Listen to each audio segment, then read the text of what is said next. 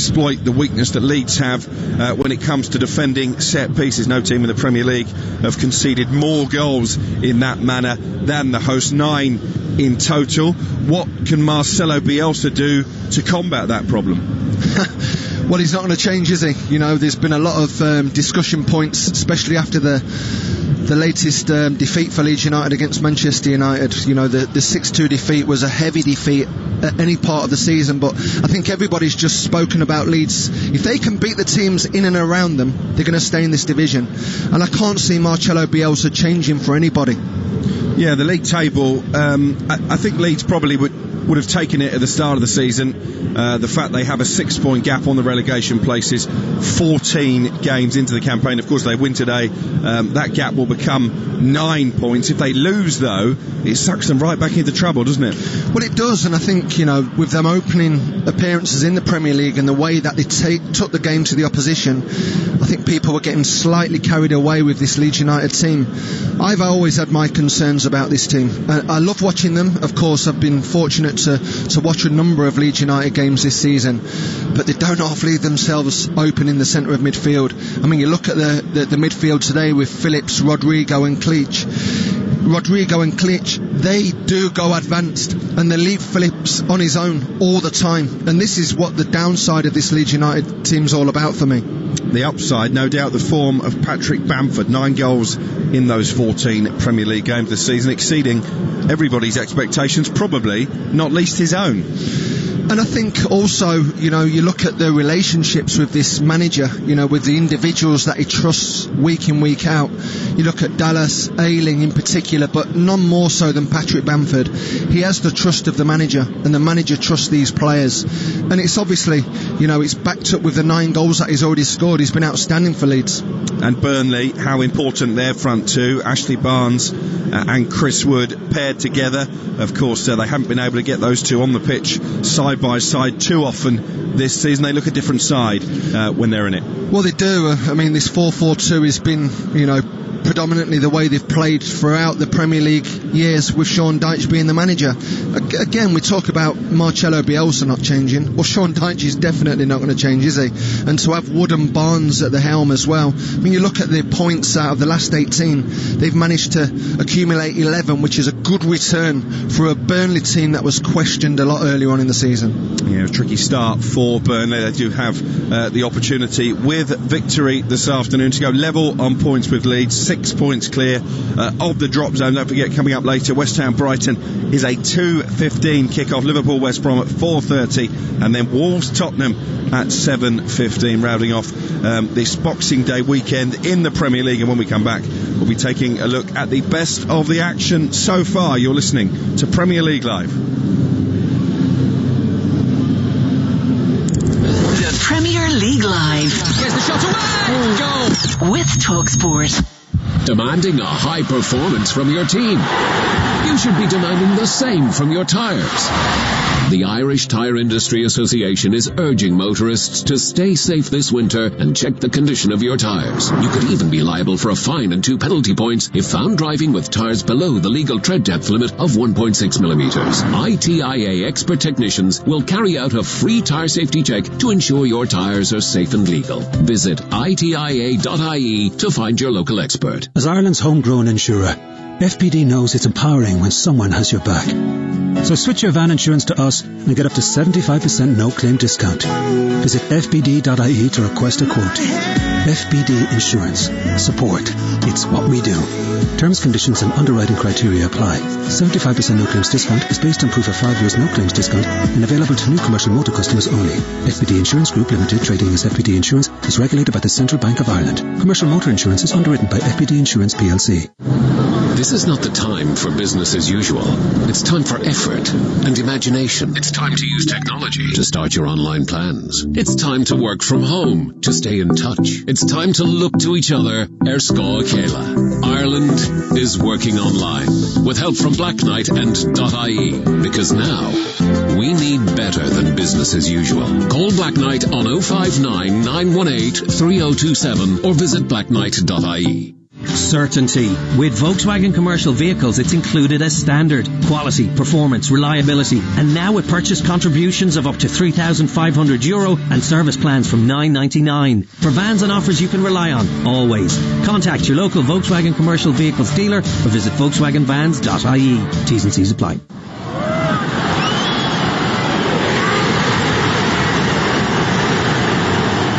There's certain matchday sounds we are all missing. But there are others we don't have to.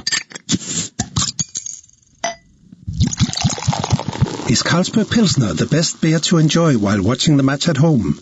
Probably. Carlsberg Pilsner. Probably the best beer in the world. Enjoy Carlsberg sensibly. Visit drinkaware.ie. This Christmas, get all the non-stop Premier League action with a Now TV, Sky Sports or Sports Extra pack. Watch over 40 games this December with the biggest names in the league. Gets it from Fernandes. Stream every game or only pay for the ones you want. Your sport on your terms with Now TV. 18 plus ROI only. Month passes sold separately and auto-renew. Minimum speed 2.5 megabits per second. Terms apply. The Premier League Live. Oh, what a goal! With TalkSport. Welcome back to Premier League Live on a glorious day in Yorkshire. Leeds United taking on Burnley, the first of 4 commentaries coming your way this afternoon. And there were plenty of goals and plenty of drama on Saturday on Premier League Live.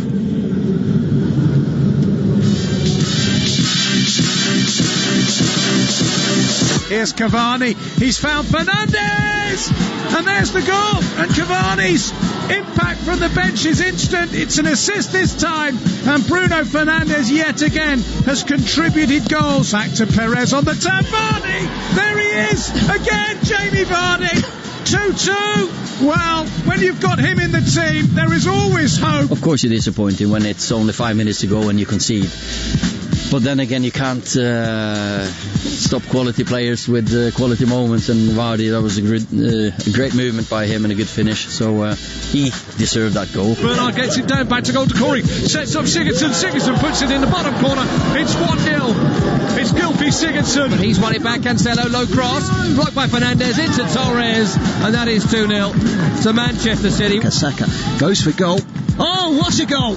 He's curled it with the right foot over the top of Mendy and into the far corner and off the post. A goal out of nowhere. Arsenal 3, Chelsea 0. Hudson-Odoi, good ball in, and Tammy Abraham, I think it's with his chest, helps the ball over the line. He waves his finger at the referee because the assistant on this near side, Stuart Burt, has his flag up, and a goal is given. Tammy Abraham scores his 4th Premier League goal of the season. It's a mere statistic.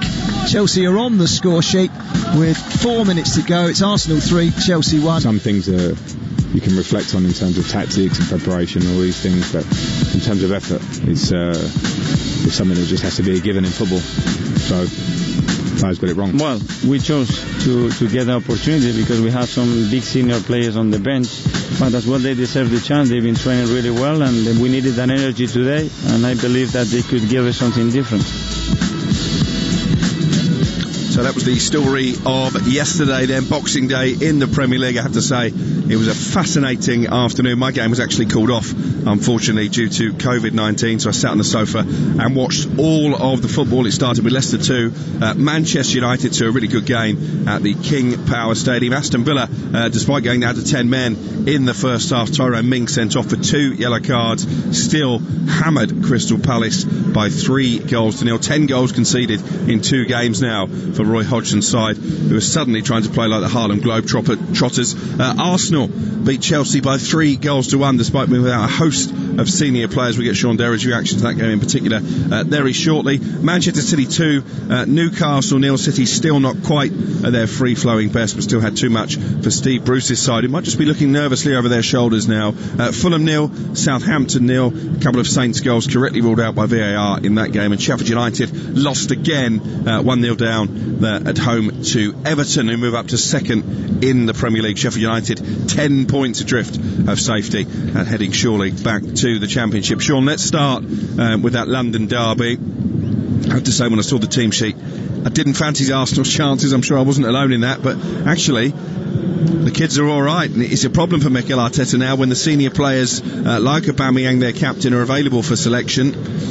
Does he put them straight back in the team, or does he keep faith with the youngsters who served him so well, not just yesterday, but over the course of the Europa League campaign as well? Yeah, it was a really interesting take on the game for me, especially the lack of the senior players into the starting 11. I always think that when you're in trouble, you get more questions from the dressing room, from the senior players, than you do the youngsters. And I say that through experience. You know, I've been at a couple of clubs where we perhaps had a rocky patch of more than 5, 6, 7 games, and there just seems to be a lot of discontent coming out of that dressing room at certain periods, and the manager's just said, listen, we'll make a big call here, put Smith Rowe in, Saka started, Martinelli started, and what a fantastic result for them yesterday. It was fantastic. And let's talk Chelsea. They're languishing in 7th place in the table, only 2 points off the Champions League places, so it's not all doom and gloom. But when you spent the money that Frank Lampard did over the summer, that brings its own pressures. And I'm looking at Timo Werner in particular, hooked at half-time yesterday. No goals in his last 10 matches. What's going wrong for Werner and for Chelsea? Well, I mean, listening to what Frank Lampard just said there in his post-match comments, to question your team's effort is incredible. Honestly, I don't really hear that a lot from the top managers of the Premier League. To go and question your players' effort, that really is a bitter pill to swallow from a player's perspective. However, he works with them every day. He would have watched that game yesterday and been distraught with it being a London derby as well. And you ask the question about Werner, you look at him and you just feel that there's something wrong somewhere. He's a top player, we know that. He's fantastic when his day comes, but we've just not seen it, have we? And our esteemed producer is a massive Chelsea fan. He's just pointed out the run of games that they've got coming up over the next few weeks. Tomorrow, back in action at home to Aston Villa, who have a really good away record. Manchester City at home next Sunday. Then Fulham away in a West London derby. Leicester away. Leicester going great guns under Brendan Rodgers. Wolves at home. And then Burnley at home. So it could get worse for Frank Lampard before it gets better. Is his job on the line? I don't think the job's on the line. I really don't, because he's up there at the minute and he's competing with a number of top clubs and he's in and around it. But you've just mentioned there, Alex, the 200 million that he's spent is an astronomical amount of 250, money. I think. 250 million pound. I mean, in the market, the problems of the financial market at this moment in time. I mean, it's the club that's always pumped money into their managers, and when you do that, comes an almighty amount of pressure. So he will be, I'm sure Frank Lampard will be feeling the pressure himself, but the players have to come out and they have to react to this Villa team that looked very good yesterday against Crystal Palace. And we will have all been there over the Christmas period where we received perhaps an unwanted gift and hope that the giver kept the receipt. Maybe Frank Lampard might wish he kept the receipt for both Werner and for Kai Havertz at this moment in time. That was the story then of the London derby. Arsenal picking up a much needed victory. Talk to me about Leicester against Manchester United. A really entertaining game of football. Was 2-2 about right in the end? I think so. I think at this moment in time I look at Leicester and I think they're going just slightly under the radar. I think they're a very good team. I really do. And when you've got players like still past his 30s, Jamie Vardy, he's a magnificent threat. He really is. But I looked at the chances yesterday for Manchester United and I thought they missed some gilt-edged opportunities, and I thought the game could have been well out of the reach of Leicester's palms right in the last 5 minutes, and I thought Man United gave the points away yesterday. And in terms of teams going under the radar, what about Everton? Second place in the table. That means it's the first time since 1986-87 that Liverpool and Everton, the two Merseyside clubs, have been first and second in the top flight. He's doing a good job, Carlo Ancelotti. Are we surprised? He's a top manager, isn't he? And he's that good, that he's got his team right on the, right in the top four, which is where every Everton fan wanted to see their team. But you look at the team that he's got, the players, the individuals out there, and I look at Calvert-Lewin, and for me, probably second to Harry Kane. is outstanding. He leads the line fantastically well, brings others into their game. They've got a brilliant style of play. They can mix it as well. They're not just a one-trick pony, but with the manager at the helm, they've got a hell of a chance. And Manchester City quietly creeping into contention, 5 points now behind Liverpool, up to 5th in the table. Still not scoring goals with the regularity they have historically under Pep Guardiola, but in their last 9 matches, is this a different Manchester City setup to what we've seen in previous years? Well, we've been used to them hitting 4s, 5s and 6s, haven't we, with Pep Guardiola. They are an outstanding team when they play on the front foot.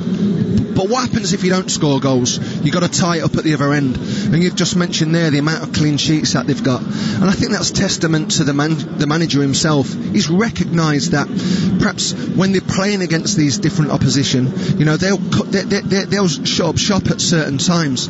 And to win 2-0 yesterday just keeps them bubbling along. Do you want to talk about Palace getting hammered again, or should we move on? No, listen, it was a tough day for the manager Roy Hodgson yesterday, and 10 goals in 2 games is something that's not conducive with a Crystal Palace team. You know, and obviously losing in the manner that Crystal Palace lost yesterday with that, you know, it was bitterly disappointing performance, and they need to get back on.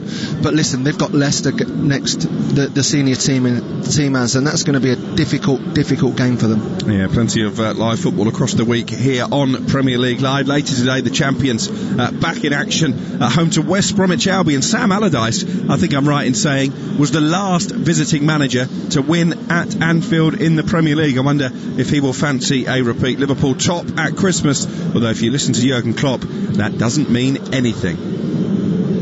Look, it's the best position you can be in a moment, but that's it. That's all. We know how tough it is, how tough it was, how tough it is, how tough it will be. So we didn't even play the half of the season, but probably usually happened round about this time. It's nice, nothing else. When we didn't win the league after being top of the table at Christmas, it was not about a lack of focus or whatever. It was just the quality of the opponents, and this quality is still out there, and so we collect a few points, and if we want to do something special this year, then we have to collect even more until the end of the season, and that's what we try. That's it. Jurgen Klopp there speaking ahead of Liverpool against West Bromwich Albion. I made a pretty bold claim on the TalkSport Game Day podcast this week, Sean, which is available to download now, by the way, that the title race is already over. Everybody else is playing for second place, and maybe I've gone early, but I just think when you look at the number of injuries that Liverpool have had, and the fixture congestion, the fact that they're still there, top of the tree, suggests they're going to take some catching. Oh, I mean, it is a bold call, of course, this early in the season, having only played 14 games, but they're getting better every week, Alex. I watched them, and you know, your number of senior players, I mean, none more so than Van Dijk, when you question who could possibly come in and, you know, really control that back four. And I look at Liverpool and I just think that they're the team on the front foot all the time. And I look at this league at this moment in time with Everton, Leicester and Manchester United only a couple of points behind Liverpool. And I think you're right. I think they're going to not walk away with the second half of the season, but they are the team to catch. They're a fantastic team. Yeah, and you would expect them to pick up 3 more points at home to West Brom. Later you can hear that game live here at 4:30. Toby Gillis and Chris Perry, the former Tottenham defender, your commentary team for that one. Our first of 4 matches this afternoon, though, comes from Elland Road, Leeds United against Burnley, and we can hear now from the Burnley manager Sean Dyche, who says they are focused on beating Leeds. No, I'm not bothered about anything that they do other than trying to beat them. Opinion on football is for everyone, all concerned. My opinion is on ourselves, and whatever opinion make of Leeds from outside of our camp, it'll be ours looking at ways that we can go and play and win the game. We're not, there's a certain shift in a style there, of course, we know that, almost man-to-man across the pitch. But that has helped, sort of led to an up and down season so far for Leeds, and on a hot day they are hot, and not when they're not, sorry. So, but I think the Premier League can be a bit like that anyway, regardless of styles. It can be a bumpy ride in the Premier League, particularly when you've come out of the Championship. But overall, I think they'll be pleased where they sit. We've got to take on knowing they're a good side, knowing they've got some energy.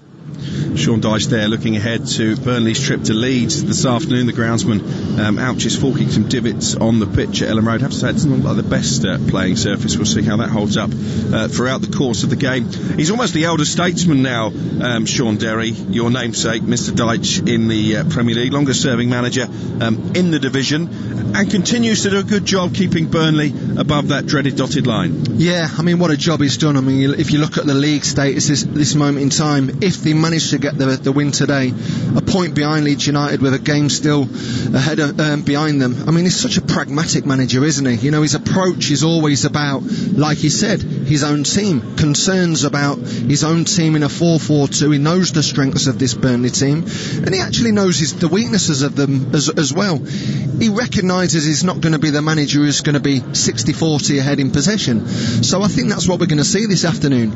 I think this Burnley team had just hit a little bit of form at the wrong time for Leeds United. I really do. You fancy the visitors, don't you? Well, I do, because I just look at the two at the top with Wood and Barnes against the back two for Leeds United, Ayling and Struick. And I think if they manage to get in certain areas of the pitch, they can cause a lot of problems for this back four for Leeds United. Yeah, certainly that is going to be one of many key battle areas over the course of the 90 minutes. Leeds against Burnley from Elland Road. Marcelo Bielsa against Sean Dyche. Let's see if the feast of goals over this festive period can continue. Kick-off not too far away now. Stay with us. You are listening to Premier League Live.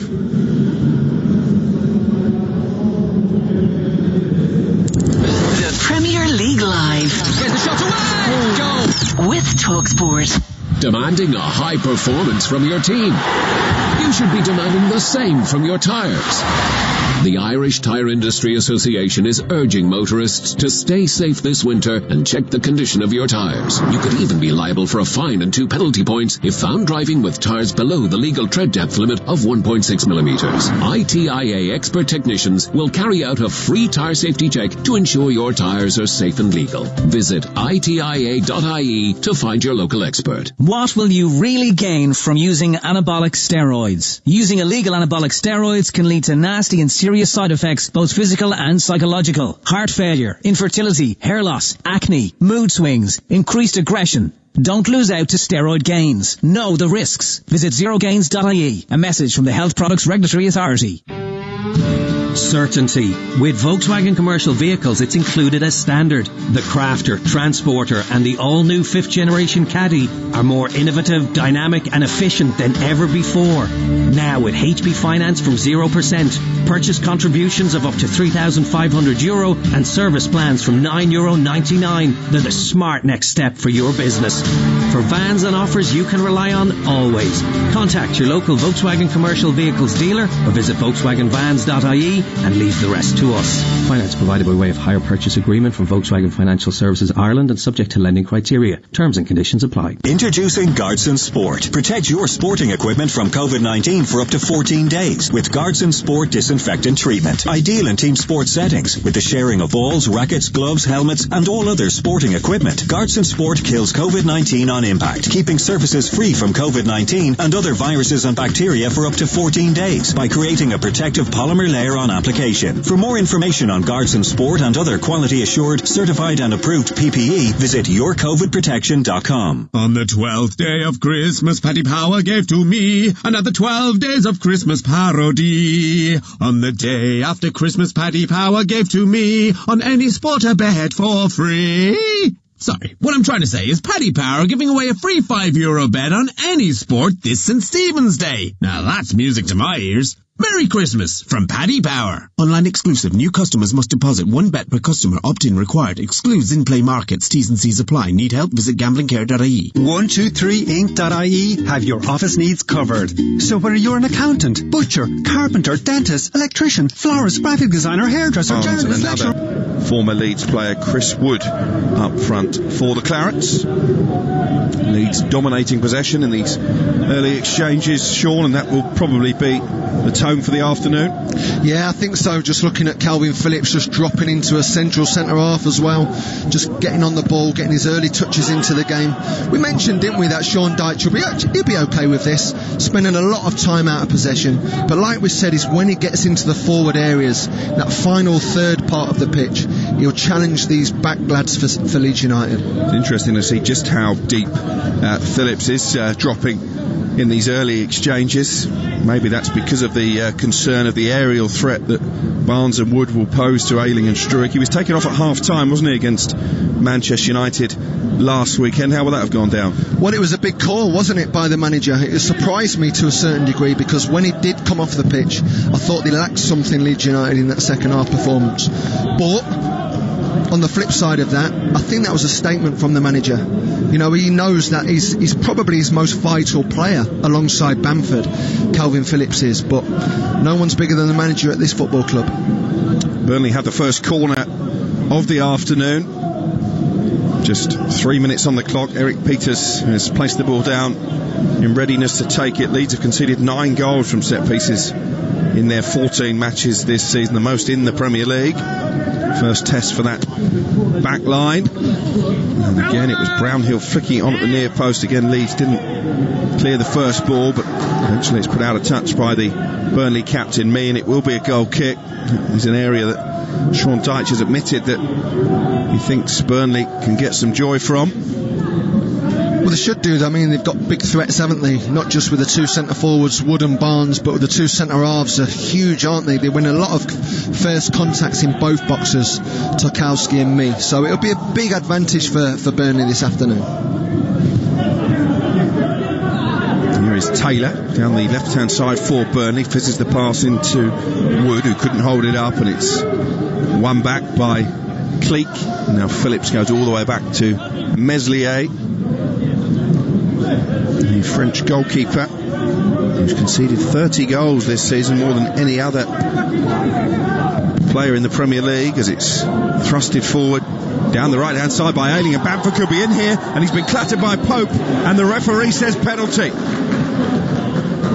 Nick Pope with a rush of blood, Bamford taken out, and with 4 minutes on the clock, Leeds gifted the chance to open the scoring. It was just a route one ball from the back, launched forward by Ayling, and Pope came rushing off his line and swept Bamford's legs from underneath him. The Burnley players are surrounding Rob Jones, the referee, but I think it was a clear penalty. We're just looking at the replays now, Alex, and I think there's a definite argument there. I mean, Nick Pope's come out with his feet. It's a penalty. It's a penalty. No? I think if anywhere other than the 18-yard box, I'm not too sure, I've got to say. I don't think it's as clear-cut as a first thought. I mean, he's given it. It's a nightmare for Sean Dyche. And Patrick Bamford has the chance here against his former club. Left-footed and scores! Patrick Bamford gives Leeds United the lead. The perfect start for Marcelo Bielsa. A nightmare start for Sean Dyche. It's a wonderful penalty, executed fantastically well. What a horrible start for this Burnley team. Against Leeds United, when they play on the front foot the way they do, you've just got to be tight at the back. We're just looking at the replay now. It's a wonderfully executed penalty into the top corner. And Patrick Bamford, whom many doubted had the predatory instincts to succeed in the Premier League, moves onto double figures for this season. It was an emphatic penalty, and Bamford, having won the spot kick after, in my view, being taken clean out by Nick Pope, punishes the Burnley goalkeeper from 12 yards. Leeds 1, Burnley 0. I was just making the point earlier on about these two centre halves, how they deal with everything aerially. I mean, it was a straight ball from Luke Ayling. It was a back to front ball about 70 yards, and the centre halves have got to deal with that, Alex. It's such a poor decision from them. Will it change the Burnley game plan, falling behind so early? I don't think so. I think they'll still be feeding on scraps. Like we say, you know, this manager knows how to deal with his set plays. But this Leeds United team, when they're on the front foot, they don't half look dangerous. And they're coming forward again here. The cross chipped up to the edge of the area. Side-footed down into path of Raphinha. Raphinha trying to dance into some space. That's a good ball. And a cross from Alioski. Well, he got underneath it, but it was a wonderful Leeds move. They have started this match with some scintillating football. God, the creativity just in and around the edge of the box by Raphinha there.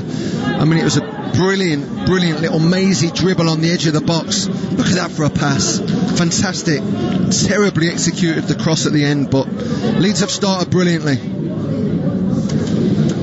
Patrick Bamford with a goal. Made 6 substitute appearances for Burnley back in 2016 on loan from Chelsea. Sean Dyche is still deep in conversation with the 4th official, Craig Pawson. Michael Oliver, who of course was the referee yesterday in that game at Emirates Stadium when Arsenal were awarded a controversial penalty, will have looked at the decision that Rob Jones made to penalise Pope for a foul. You're not convinced, Sean Derry. What I am convinced by is that it wasn't a clear and obvious error, and therefore there's no way that VAR could have overturned the referee's call. No, it was a direct call from the referee. Of course it was. All I would say is that it probably looked worse than what the actual offence was. He came out feet first, which is obviously difficult if you're a goalkeeper, but anywhere else on the pitch, I'm not sure it's given. I have to say that I think he connected with the ball, Alex. I really do, Nick Pope. I think we'll agree to disagree on that one. 8 minutes gone, and that penalty from Bamford separating the two teams. There have been more matches in games involving Leeds this season than any other team. That's 55 now in 14 and a bit matches. They are the entertainers of the Premier League, and if they could see this out, they would be moving well clear of the relegation places. They'll be above Arsenal in the table. They'll be on 20 points, halfway to safety. Not that you need 40 points to stay up these days. No, I mean, like we said before the game started, he's beating the teams around you, and Leeds have been unbelievable at that this year. Has Patrick Bamford surprised you, how well he's done? Yeah. As soon as I watched him in this opening period of the Premier League season, he just looked like a player who's just on top of his confidence, and that comes from the manager. The manager trusts him wholeheartedly, he really does. And I think with Patrick Bamford, he's such an intelligent person, not a footballer. He's a real clever guy, and you know, to score 10 goals already this season, it is phenomenal. It really is. He looks completely different to the Bamford that we've watched over the last 10 years. Maybe you get players, don't you? David Nugent is one that springs to mind, that are too good for the Championship, arguably not quite good enough for the Premier League. Maybe Patrick Bamford is the reverse David Nugent, and actually with the extra freedom perhaps that you get in the Premier League, he's been allowed to flourish. Well, the one thing he's got is he's been given so many chances this year. Leeds United create so many chances. They've got a free kick to defend. It's played into the area by Westwood, hanging up towards the far post. Tarkowski can only nod it behind for a goal kick, and he's shown a lot of faith, hasn't he, Bielsa, in Bamford? Even last season, when there were fears amongst Leeds fans that they were cracking up in the second half of the season, they were desperate to sign a striker. I remember Shea Adams at Southampton was heavily linked, and I was pilloried on social media for telling Leeds fans that particular transaction wasn't going to happen. But Bielsa never wavered in his belief in Bamford, and even this season, when they paid all that money for Rodrigo, £27 million from Valencia, a club record signing, again it looked like maybe he would take his place, but no, he's in midfield today. Bamford still very much their main man up top. He is, isn't he? He's the main man, along with Calvin Phillips. You know, is the two players that this Leeds United team can really trust. They've been outstanding for the majority of this season. Yeah, we know that Bamford misses a number of chances, but there's not too many centre forwards that are sat on 10 goals. Maybe Patrick Bamford pushing for a late call up for England's European Championship squad, although there is a fair amount of competition in the striking area. Gareth Southgate must be impressed with what he's seeing, though. Here's Struick being put under pressure by Barnes, plays it forward, very calm.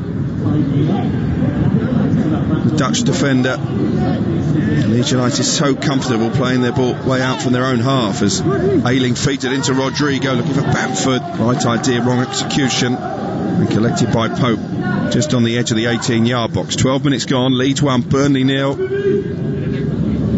Leeds who've lost 3 of their last 4 in the Premier League. If they could get back to winning ways this afternoon, it would be a perfect belated Christmas gift for their manager Marcelo Bielsa. Here's Peters down the left-hand side for Burnley. He's got a little nudge in the back from Dallas. Didn't really need to do that because Peters wasn't going anywhere. And Dallas has put his team under pressure here because Burnley have a free kick in an area where they can call the big man up from the back once more. Yeah, silly free kick. I mean, Dallas, I can't understand why anybody puts your arm on an opponent. All he can see is the line. Eric Peters there was going nowhere, and these are the kind of decisions that have let Leeds down this season. Is silly fouls in and around the edge of their box because, like we've mentioned before, they're not the best at dealing with these situations.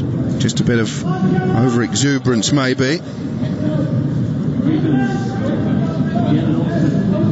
Here comes the free kick, which Peters and Westwood are the 2 Burnley players in matching blue and white boots. Stand over, and Meslier rather flapped at that, and Raphinha hasn't cleared it away yet either, and then Bamford, or Alioski rather, just caught a boot in the face from Ashley Barnes, and Leeds have a free kick. That wasn't convincing goalkeeper. He wasn't. I mean, Meslier's still finding his form, isn't he, in this Premier League? At certain moments of the Premier League, he's looked like an outstanding young keeper, but they've been, over the past 3 or 4 games, he's just been a little bit edgy. Didn't really come out with a lot of conviction there, the young goalkeeper. We got away with it on that occasion. Here's Alioski, will always roam forward down that left-hand side, and the play switched out to this right touchline, and Stuart Dallas plays it infield. It's flicked forward by Klich and brought down by Bamford, maybe with the arm. That was a shout from the Burnley players. Referee allows play on, and a clip ball over the top from Raphinha, looking for Dallas, and he goes all the way through for Nick Pope once again. Nick Pope, who's kept 5 clean sheets in the Premier League this season. Only 3 goalkeepers have more, but conceding inside 5 minutes, having given away a penalty. Stuck away by Patrick Bamford. As Pope goes long this time, and it's headed back towards the Leeds area by Ayling. Schurig there ahead of Chris Wood. Foul by Josh Benson, the former Arsenal youngster, upending Alioski over on the far touchline, and it's a free kick for Leeds in the left wing position. 1-0 they lead.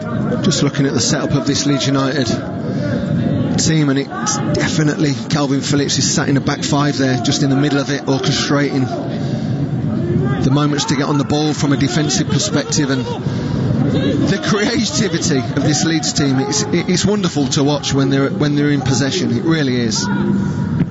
Created more goal scoring opportunities than any team in the Premier League this season. Leeds, they played with a bravery, and here's Rodrigo maybe looking for a second on the edge of the area. Tame effort, left-footed from just inside the D, straight into the gloves of Pope.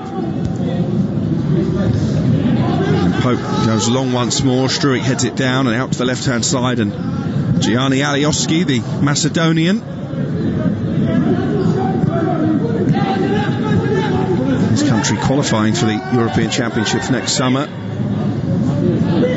assuming they go ahead, as we hope they will. It's given away by Klich on halfway to Peters, former Stoke man. Now Benson trying to come back in field for Westwood, but it's stolen away by Rodrigo. Here come Leeds again, and that's a lovely ball for Raphinha, who heads it over the crossbar from 8 yards. I think the flag may have gone up anyway. It's a delightful ball, scooped over the top by Harrison. He was just offside, I think, Raphinha. Oh, I tell you what, VAR may well have decided he was on, and he couldn't get the header on target, Sean. Oh, it was a brilliant run, wasn't it? It was a fantastically executed pass by Harrison. I think he's caught it a little bit too well, actually, Raphinha there. He didn't need to go and put a lot of power onto that. The power was on the pass. But the way that Leeds United counter-press when they lose the ball, that's the problem for this Burnley team, is because they haven't got the rotation of this Leeds United team. You know, they play a lot in straight lines, and they need to go and play a little bit in behind Leeds, because they're getting counter-pressed so easily at this moment in time. 16 minutes have gone, and they've not been able to get a foothold in this game at all, Burnley. You mentioned Bamford and Phillips as the two standout performers in this Leeds team. I've been really impressed with Jack Harrison this season, who played that pass on loan from Manchester City for the 3rd year in a row. I think he's been absolutely sensational in the opening 14 matches. He has. I mean, a young player as well. He's just brilliant to watch, isn't he? I think he's like a throwback of a wide player. You know, he's so pacey, he's so adventurous in the final third. He loves to get his crosses into the box as well. You're right, he's been brilliant. Deep cross played into the area by Dallas, too close to Pope this time, hanging in the air. Deals with that comfortably enough, Nick Pope. And it remains Leeds 1, Burnley 0 with 17 minutes played. Burnley, who've picked up 11 of their 13 points against teams in the bottom half of the Premier League. Going to have to come back from behind to extend that run, as Pope again plays it forward. It's headed down by Wood, and a foul on Peters by Rodrigo. So another free kick for Burnley midway inside Leeds territory. They're mounting up. You mentioned the pitch before the game, Alex, and it does look really worn. Surprising, really. There's been a lot of money thrown into this pitch at Elland Road.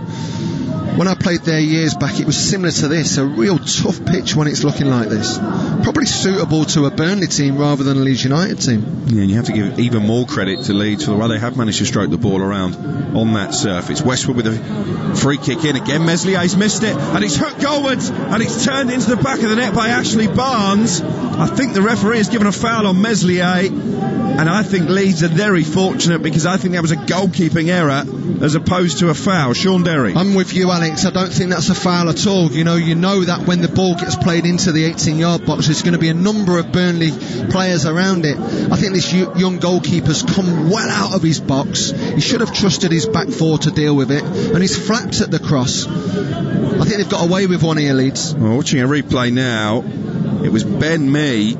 That isn't a foul. Well, he's not even looked at the goalkeeper, has he? He's looked at the ball, the flight of the ball. If anything, that's a foul on Mee, because the knee of Meslier as he jumped has caught Mee in the back. It's a painful one for the Burnley captain. Barnes has tucked the ball into the unguarded net. I think Burnley should be level. Yeah, it's a woeful decision by the referee. A wonderful finish by Barnes in the end, just turning and striking it into the roof of the net. But Sean Dyche will be going ballistic on the side of the pitch. A really fortunate decision for young Ilian Meslier. And Sean Dyche, who felt aggrieved anyway with the penalty decision that went against Burnley, will feel even more so now as the rain falls at Elland Road. It remains Leeds 1, Burnley 0. He's remonstrating with the ref there, isn't he? He's got his arms out. He can't believe what's been given against his team. But it's a weakness in this Leeds armoury that Burnley can definitely exploit over the next 70 minutes. Put the ball in and around the goalkeeper and wait for him to make a mistake. Well, Ashley Barnes still shaking his head, by the way. Absolutely, and Westwood's in the referee's ear as well. I mean, they should be. As a player, you feel aggrieved by decisions like that. Sean Dyche looking distinctly unimpressed. And the referee here just having a word with Westwood, trying to tell him to calm down.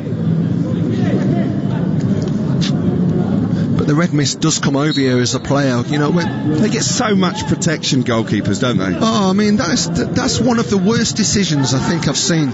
I've got to say, and it's as big as that. It really is. And at 1-0 up, when you're on the back foot, you're looking at certain opportunities to exploit this opposition. Sean Dyche, I know, you go back to the good old days, and I understand you've got to change, and I understand that there's situations that VAR have helped, but that's not helped this game at all today. Well, Leeds 1, Burnley 0, and a sense of injustice now burning through this Burnley team. Can they use that to their advantage, you wonder?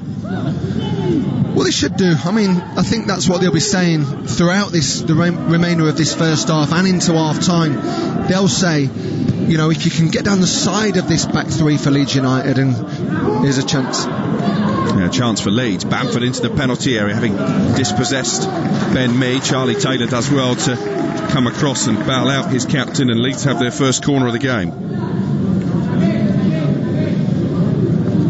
Ben Mee was just trying to usher the ball out of play. He slipped on this surface and almost there gifted Bamford the opportunity, Sean Derry. Yeah, I mean, this pitch is a real troublesome pitch. It's hit, down the wings, down the flanks of this Elland Road pitch. It looks like an ice rink. It does. There's not a lot of grass on there. A defender's nightmare. Raphinha's to take the corner. Burnley should be able to deal with this with their aerial advantage. It's gone all the way through to the goal line and helped behind in the end by Brownhill for another corner. It was a wicked delivery from the Brazilian Raphinha, and he will get another go here from this near right-hand touchline.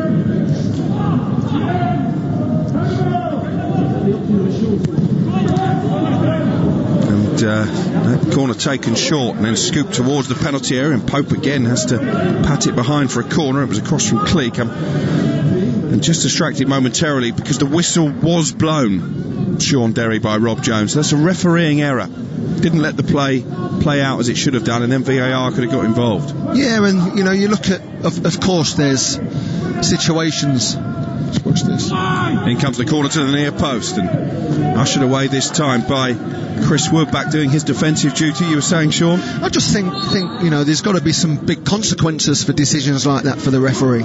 You're right. He's made a clinical error there in terms of refereeing this game and letting the situation run out, so to speak. And it's so disappointing when you're on the back foot. I've been a player where you're searching for set plays, you're searching for little bits of the game where you hope for that, something like that can work to your benefit, and that would have been in the game plan for Sean Dyche. It really would have been part of his game plan today to say, let's try and get the ball in the box at every opportunity from set plays. Well, they've done that. The players have carried out the game plan, and the referee have let them down. It was a good finish by Barnes as well. It would have been his 100th career goal.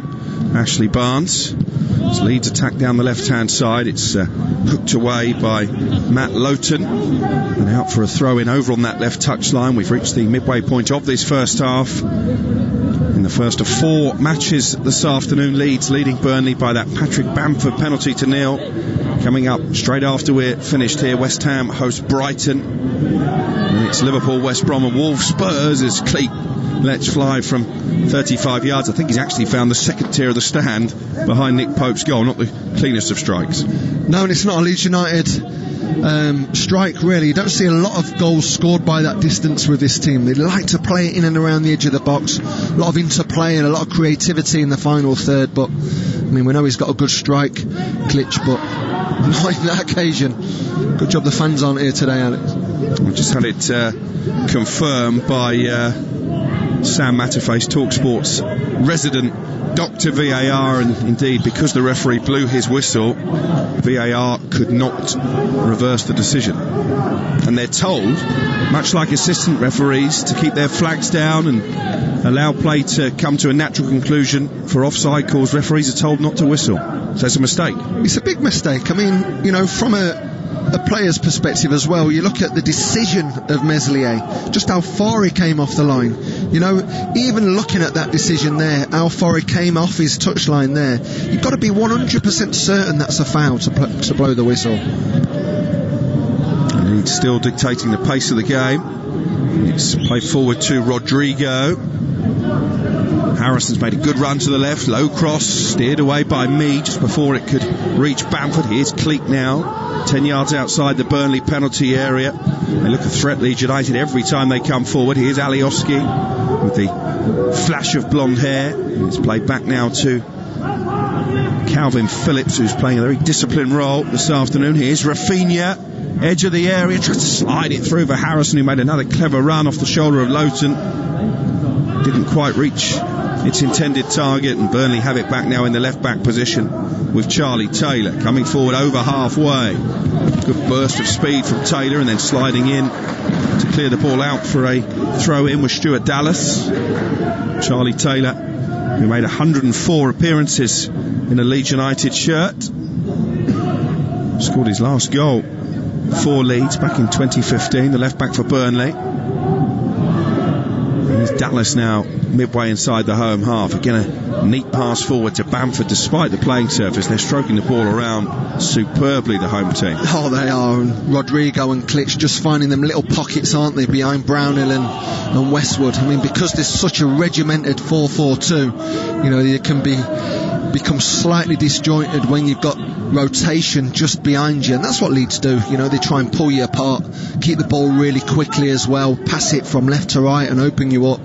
And with the threat of Harrison's always looking to go on the back of Lowton. It's a tough challenge. It's a poor tackle on Rodrigo from Tarkowski. It will be a yellow card for sure. It's Brownhill, actually. Maybe just a sign of Burnley's frustration, growing frustration in his opening 28 minutes. Rodrigo, much like Fernandes actually yesterday when he set up Marcus Rashford for the opening goal, just trying to poke it forward to a teammate, and it was Tarkowski. I was right, my eyes didn't deceive me.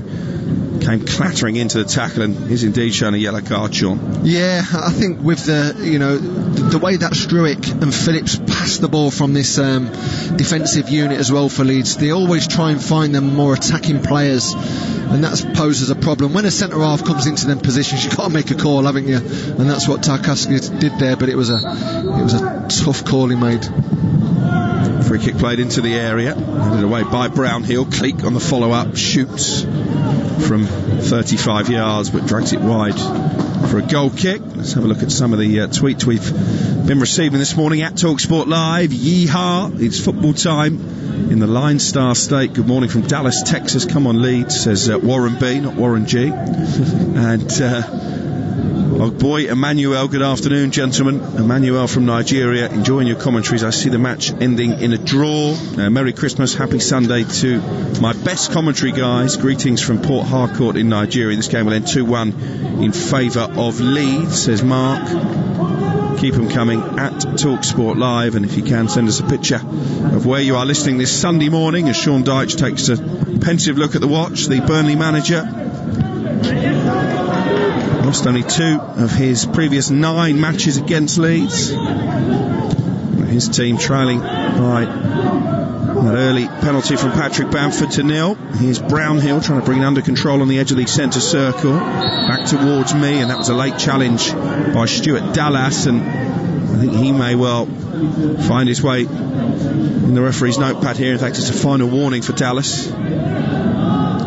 And a free kick for Burnley for the foul on Eric Peters, who gingerly gets back to his feet. That was a late tackle. That's a yellow card all day long, I think. Yeah, it's the same, isn't it? It's similar to the tackle from Tarkowski there. It's this pitch is tough. I mean, I look at this, the lads are struggling to keep their foot in a firm position, and anything either side, you're open to a yellow card. Ben Mee with a free kick, hoisted towards the penalty area, headed on by Tarkowski, but straight into the gloves of the pink-shirted Meslier. With half an hour gone, it remains Leeds 1, Burnley 0. He stayed on his line there, the big goalkeeper for Leeds, didn't he? You know, recognised the error of his decision. Well, they got away with one, and he will know that. Well, that's a poor pass from me out from the back, seized upon by Raphinha. Raphinha in the area, he's away from Ben Mee. This could be 2-0, tries to cut it back. Harrison with a shot, may have hit his own man, Bamford. How have Leeds not doubled their advantage? But it's these 2 centre-halves for Burnley, struggling with them direct passes in behind. I mean, it really was a poor decision by Ben Mee, and the goalkeeper there has got his 2 centre-halves out of a lot of trouble. Just a direct pass, didn't deal with it. Laboured on the ball. Brilliant pressing by Leeds. Just watching a replay now, Raphinha laid it back, and it did hit Patrick Bamford 4 yards out, and I think it was going in. You see it, Bamford. Well, so unfortunate, because I think Pope was wrong-footed and was going to his right-hand side. Raphinha kicks the side netting in frustration. How costly could that be come the end of the game? Bamford didn't know anything about it, did he? Here's Brownhill, picks up the ball, left corner of the Leeds penalty area. Back to Westwood. Westwood infield now for Eric Peters, dispossessed, and it's swept clear by Dallas in the right back position. Ayling, so versatile for this Leeds United team. Clips it forward, looking for Rodrigo. Swept back towards the Leeds penalty area by Westwood. Barnes beaten to the loose ball by Calvin Phillips, who's just volleyed it over the top of the Burnley back line. Raphinha putting Taylor under pressure. Taylor ushers it back to the goalkeeper, whose clearance again is not the best. They are struggling, Burnley, to play their way out from the back. This time it's just launched forward by Tarkowski over the head of a frustrated Wood, and all the way through to Meslier, the Leeds goalkeeper. Yeah, the service these two centre forwards are getting just at this opening 30 minutes is limited. You know, they're feeding on scraps, aren't they, Wood and Barnes? Actually, Barnes, who has had the ball in the back of the net, remember, incorrectly, in our view, ruled out for a foul on Meslier by Ben Mee in the build-up. Sure, Sean Dyche will have plenty to say at that at the end of the game. Volley forward by Westwood down the right-hand side, collected by Benson, the youngster. Dispossessed by Alioski, but Burnley do have a throw, almost level with a penalty, and it's taken quickly by Benson. Leeds weren't really switched on. Here's Barnes inside the box, trying to work his way into a crossing position, plays it out to Lowton instead, whose cross is blocked by Phillips. And once again it's a Burnley throw down by the right corner flag. I'm sure they'll have something lined up here. Let's get the ball into the box. They normally do this, Burnley team, well drilled from set plays. As the sun begins to shine in Yorkshire, certainly shining on Leeds so far, but Westwood with the cross into the box and headed over the crossbar from 2 yards out by Wood.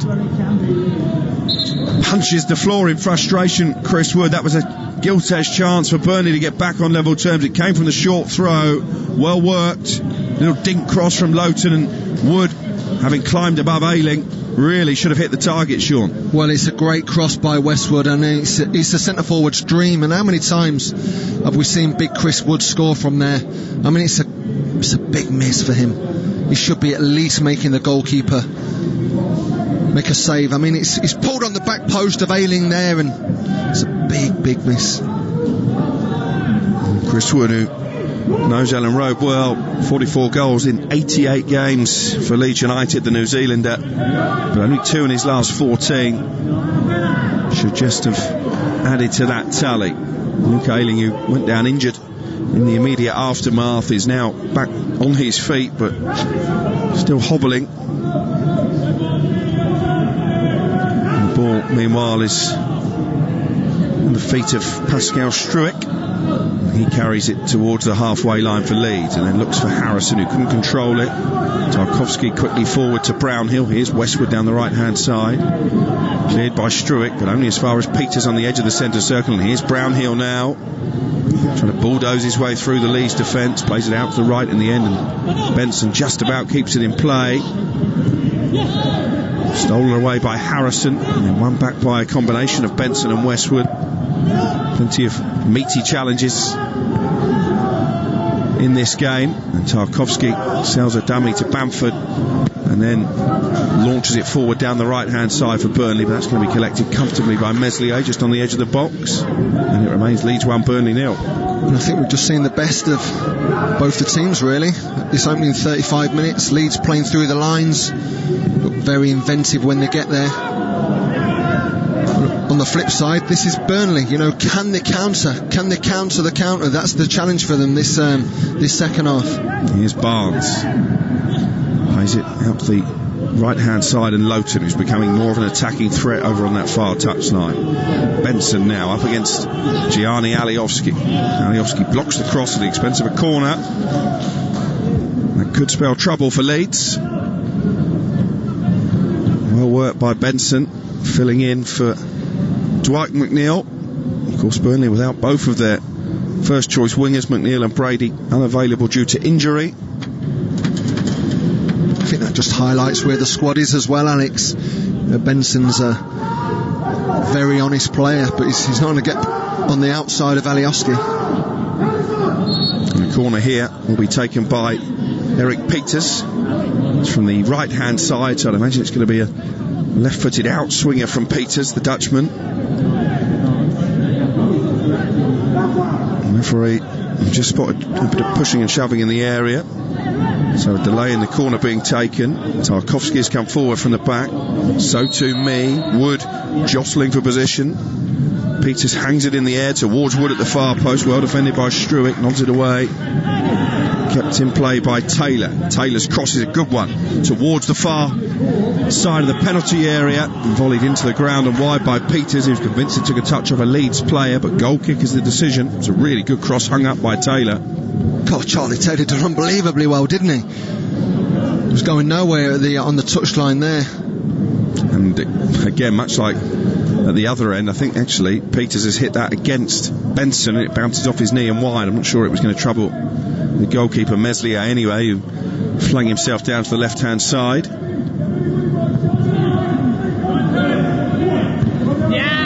The goal kick taken by Meslier,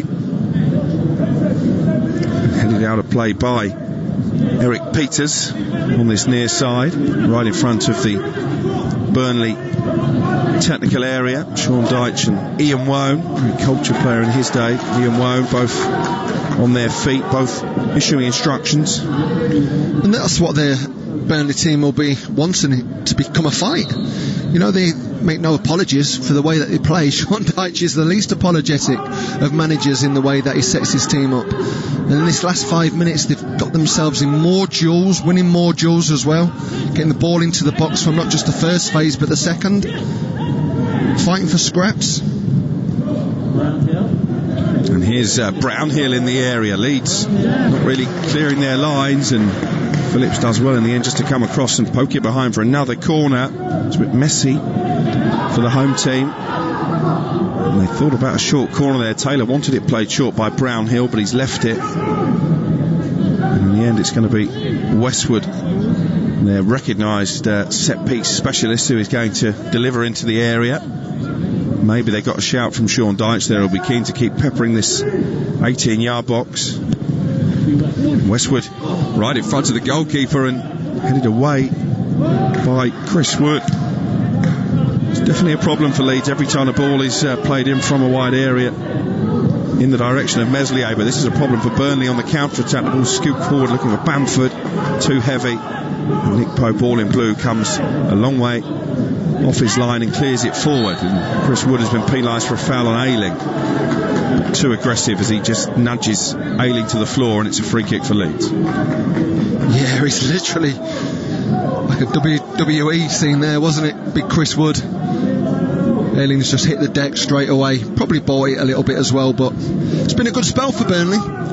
They've managed to find their way back into the game, and at a moment where you thought it was running out and perhaps a second goal at the right time for Leeds would have put this game to bed, they're hanging on and they're fighting for scraps, and this is Burnley. They're happy with the way this game's going, I'm sure. Leeds have the ball just on the edge of their own 18-yard box with Pascal Struick, who did deputise for Cooper as he is this afternoon in that fabulous opening day of the season against Liverpool. Here's Raphinha, brings it down inside the area and tries to steer it towards the bottom corner. Not hit quite as sweetly as he would have hoped, and in the end a pretty routine save by Pope, but again it's just a long ball from Alioski this time on the diagonal, and Ben Mee heading it back towards his own penalty area. Just couldn't quite get the purchase on it, Raphinha, to guide it beyond Nick Pope in the Burnley goal. I'm really surprised by the chances that Leeds are creating just by long diagonal balls. I mean, we've seen this two centre-halves for Burnley for years now in the Premier League. It's bread and butter for them, but they've struggled with this afternoon. It's a big run of games coming up for Leeds United. They go to West Brom on Tuesday, as again Burnley come forward with Benson, well defended this time by Struick and cleared away by Harrison, little knocked down by Rodrigo. Again, eye-catching football from Leeds, and it's Raphinha now hugging this right touchline in possession. After West Brom they go to Spurs on January the 2nd, Leeds, and then it's Brighton at home, Southampton at home, Newcastle away. So definitely some matches there that Marcelo Bielsa will feel his side can accumulate enough points to really put daylight between them and the relegation places, which of course they'll be doing if they can pick up 3 points this afternoon. 1-0 they lead. Charlie Taylor stopping the latest Leeds attack in its tracks and then trying to play it forward down the left-hand side for Ashley Barnes, who's a willing runner, but the pass slightly astray and it's watched out for a throw by Ayling, the Leeds captain, with 3.5 minutes of the first half remaining. First half really dominated by 2 big refereeing calls. The award of a 5th minute penalty for a foul by Pope on Bamford, duly converted by the latter, and then a Burnley goal ruled out. Ashley Barnes sweeping home, but play had already been halted for a foul by Ben Mee on the Leeds goalkeeper Meslier, which looks soft in the extreme. What have you made, Sean Derry, of the game overall? Just what we thought before the game. Leeds United having the percentage of possession, used it really wisely at certain parts of the game, become a little bit wasteful at times when they have got the ball on the edge of the box, but look at this Burnley team, and I think they'll be okay with this, Alex, in the first half. I think Sean Dyche will go in there and say, listen, just keep doing what we keep doing. This is us. We've been doing it for 10 years. This is not going to change. Balls into the box, dealing with the second phase of the passes as well. Probably saying to his team, can we get it closer to Barnes and Wood? I just feel them to have just dealt with a lot of scraps this afternoon. Can they get more balls into the box, even if it's from a fullback area? You know, the wide players today, Benson and Peters, they don't look like they've got the kind of the heads up on the fullbacks of this Leeds United. Perhaps a Charlie Taylor and a Lowton can come a little bit higher up the pitch. They do have Jay Rodriguez among their subs. Burnley, a different kind of threat, but I think Sean Dyche might feel that perhaps the best way of getting the better of this Leeds back line is with the aerial presence of Barnes and Wood. Of course, both managers are able to name 9 on the bench now in the Premier League. Burnley have got 2 goalkeepers filling their quota, but they can still only use 3 subs. Premier League clubs voting recently not to follow the rest of the major European leagues and extend the allowance to 5. I'm quite happy with that. I think 5 subs just interrupts the flow of the game too much. Yeah, I'm with you, Alex. I do. I know obviously Jurgen Klopp's a massive advocate for the 5 subs, but I just think it kills vital parts of the game. Into the final 70 seconds of the first half. Leeds on top, courtesy of that early goal from Bamford, and here he is down the right hand side, a slip from Taylor. Allowing Bamford some time and some space to find Rodrigo. Rodrigo right in the centre of the Burnley half. Switches it out to the left-hand side, and a chance for Harrison to cross into the area. Good ball in, and Rodrigo's headed over from 7 yards. He was virtually unmarked and should really have done better with a header. Yeah, it was a great ball by Harrison. Just found his way out on the left-hand side. We know he's got great delivery. Just waiting for the chance, wasn't he? Good little run by Rodrigo, laid it off. He should be challenging there. He should be challenging the goalkeeper to make a save. Brilliant ball by Jack Harrison. Rodrigo, who hasn't exactly been scoring goals for fun since his arrival from Valencia, is a 1 in 4 man even in Spain. It seemed a big fee to pay, £27 million for a forward who doesn't find the net all that regularly, but that was a really good opportunity to give Leeds a 2-goal cushion before the break. We're about to find out how many added minutes there will be as Nick Pope clears it upfield for Burnley in front of the Jack Charlton stand over on the far side, the stand that towers above the other 3 here at Elland Road. Just a 1 added minute for Burnley maybe to get back level, but they've conceded a foul just inside the Leeds half, and that will probably mean, Sean Derry, that your former club will see out this 1-0 advantage to half-time. Yeah, I think they've had a couple of opportunities to score that second goal, but they've not got their A game going as such, which is probably testament to Burnley, really, the way that they've kept their shape out of possession. I think we're going to be in for an exciting second half though, Alex, because I can only see Leeds United playing this A game even better. You know, they'll be looking for that early goal in the second half. I still think there's more to come from this Burnley team. Yeah, an intriguing afternoon as we hope for. Marcelo Bielsa crouching down inside his technical area as the half-time whistle sounds. Sean Dyche not even happy that the full 60 seconds of added time were played, but there we go. It's been a frustrating opening 45 minutes for the Burnley manager. His side 1-0 down inside 5 minutes. Nick Pope bringing down Bamford in the area. Bamford duly tucking away the resulting penalty. Ashley Barnes thought he'd equalised for Burnley, but his goal ruled out for a foul by Ben Mee on Meslier, the Leeds goalkeeper, in the build-up. Sean Dyche far from impressed as he trudges back to the dressing room. Half-time at Elland Road. Leeds United 1, Burnley 0. You are listening to Premier League Live. The Premier League Live. Oh, what a goal!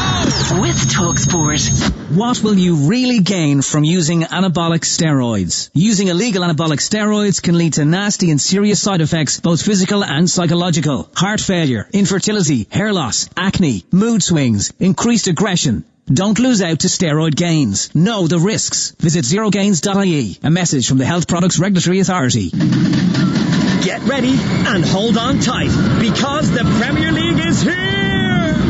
Which teams will stay on track? And who'll go off the rail? Get the Irish Sun for top transfer news, exclusive star interviews and opinions from the biggest names in football. Plus expert analysis of every action-packed match in our fantastic goals pull-out each weekend. Stay up to speed, because you never know what the Premier League is going to throw up. Pick up the Irish Sun today.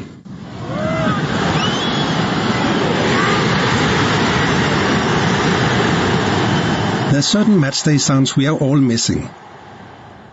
But there are others we don't have to. Is Carlsberg Pilsner the best beer to enjoy while watching the match at home? Probably.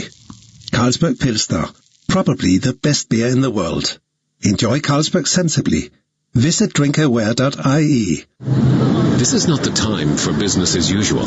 It's time for effort and imagination. It's time to use technology to start your online plans. It's time to work from home to stay in touch. It's time to look to each other. Erskó Céile. Ireland is working online with help from Black Knight and .ie, because now we need better than business as usual. Call Black Knight on 059 918 3027 or visit blackknight.ie. Create the Premier League atmosphere at home with Harvey Norman, the home of the big screen. Feel like you're on the pitch with our stunning range of 4K smart LED and OLED TVs from LG, starting from just $449. Plus, hear every kick, save, tackle, decision with LG's best-in-class soundbars. Get TV ready for all the big games with Harvey Norman. Shop online today or safely in our spacious stores. Harvey Norman, home of the big screen.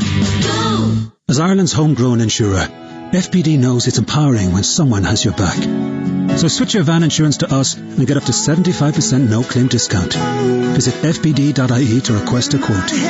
FPD Insurance. Support. It's what we do. Terms, conditions and underwriting criteria apply. 75% no-claims discount is based on proof of 5 years no-claims discount and available to new commercial motor customers only. FPD Insurance Group Limited, trading as FPD Insurance, is regulated by the Central Bank of Ireland. Commercial motor insurance is underwritten by FPD Insurance PLC. The Premier League Live. Here's the shot away! Goal! With TalkSport. Welcome back to Premier League Live, half-time in the first of 4 matches this Sunday afternoon, and the first 45 minutes dominated by 2 big refereeing decisions. Bamford could be in here, and he's been clattered by Pope, and the referee says penalty. Anywhere other than the 18-yard box, I'm not too sure, I've got to say. I don't think it's as clear-cut as I first thought. I mean, he's given it. Patrick Bamford has the chance here against his former club. Left-footed and scores. Patrick Bamford gives Leeds United the lead. The perfect start for Marcelo Bielsa. It's a wonderful penalty. Executed fantastically well. What a horrible start for this Burnley team.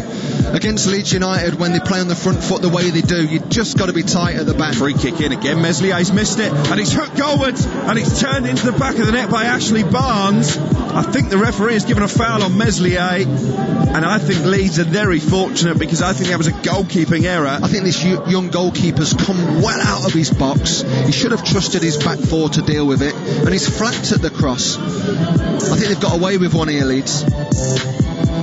Yeah, they certainly did. Leeds United 1-0 in front at half-time. Patrick Bamford with the early penalty, terrific penalty. Still a bit of debate, Sean, between you and I, even off air there, about whether the penalty should be given. I really think it's pretty clear-cut, but you're not so sure. No, I wasn't. I just thought, I mean, of course, he gives himself a problem when he leads with his feet. Any goalkeeper who comes out as quickly as Nick Pope did there and led with his feet, he opens himself up for that type of decision. But anywhere else on the pitch, and I'm not sure it would have, if Nick Pope would have come out of his 18-yard box and it would have been a one-on-one, and he made contact with the ball, Alex, in my opinion. So I thought it wasn't as clear as perhaps you did. Patrick Bamford, the first Leeds player to hit 10 goals in the Premier League season since 2001-2002. Do you know who that was? Oh, Viduka? Robbie Fowler. Got 12 that season. I think Bamford will probably go on and beat that. Yeah, absolutely. He's been fantastic for them, hasn't he? I mean, the penalty was a fantastically executed penalty. It really was. The one decision that we do agree on is that the equalising goal for Ashley Barnes should have been allowed to stand. Absolutely. I mean, we've seen this young goalkeeper, Meslier. He's had some great highlights of this Premier League season, but he's had some strange decisions to make, and he made another one today. He came out, he misjudged the direct pass into the box, and I thought he flapped at it. I just didn't think it was a foul at all. A couple of other big opportunities. Rodrigo heading over the crossbar, and then Patrick Bamford inadvertently blocking an effort on its way to goal. Will Leeds pay for those missed chances? Well, we've seen Leeds this season create so many chances, but miss so many opportunities as well, and you just hope from a Leeds perspective that they're not going to be as wasteful in this second half. Fortune Albert, listening from the cool shades of Port Harcourt, Nigeria, thinks Leeds will win comfortably by 3-0. Klich operates like an engineer in midfield and constantly produces chances for Bamford to score. That's what he says on @TalkSport Live. That's our Twitter handle. Leeds should be 3-0 up at this stage. Their attacking prowess too much for this Burnley side, who conceded 5 against Man City. I need another goal from Bamford to save my fantasy Premier League team. Great commentary from one of my best duos, says Caleb, listening in Nigeria. And someone else there says, love your commentary, keep it up, do keep them coming at TalkSport Live. When we're finished here, we will have 3 more matches to come. West Ham Brighton is a 2:15 kickoff. Team news from there is shortly. Adam Inker and Dean Hammond will be calling that one. At 4:30 it's Liverpool against West Brom with Toby Gillis and Chris Perry, and we can hear now from Big Sam Allardyce, who says West Brom, with their underdog status, will use it as motivation against the champions. So you can say to your players, nobody, apart from the West Brom fans, will have some hope, I hope. Certainly I do, but certainly the rest of the football world would say that this is going to be an easy game for Liverpool. So let's have a siege mentality. Let's go out there and say, right, we will show you. We're going to go out and we're going to make life extremely difficult for you, and we're going to do our best to try and get a result. If they show the type of spirit and fighting spirit they did against Manchester City, then they will have a chance of blocking out Liverpool and seeing what they can do in possession. We're going to have to understand that they are going to have more possession than we have, which means that what possession we do get, we have to use to its maximum. And if we can do that, we may at some stage cause them 1 or 2 problems as well. Sam Allardyce there, looking ahead to West Brom's trip to Liverpool this afternoon. His Crystal Palace side, Sean, I'm sure you remember, were the last Premier League team to win at Anfield way back in 2017. Any chance of him repeating the trick? Well, I think it'll be a real difficult afternoon for Big Sam against Liverpool, who are flying at this moment in time. What interests me, Alex, is what kind of budget he's going to get in this January transfer window, because take him back to Crystal Palace when he took over there, the chairman at the time gave him a lot of money to keep Crystal Palace in the division, and I think they need some new players at West Brom. He must have been given those assurances, mustn't he? Otherwise, why would he have taken the job? Because the West Brom squad just simply isn't strong enough, is it, to compete in the Premier League? No, you wouldn't think so on with the evidence of what we've seen in this opening period of the Premier League. However, with West Brom and with Big Sam, I think he's been there perhaps now 10 days. He would have just started to implement some of his non-negotiables, and we know what they are. Yeah, so West Bromwich Albion travelling to Merseyside.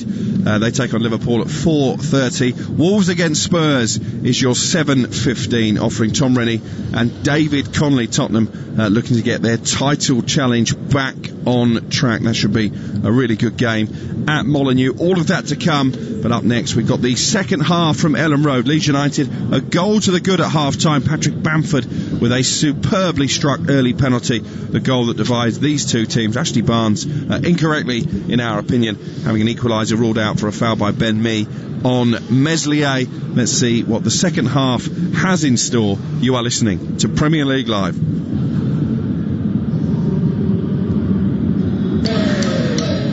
This Christmas, get all the non-stop Premier League action with a Now TV, Sky Sports or Sports Extra pack. Watch over 40 games this December with the biggest names in the league. Gets it from Fernandes.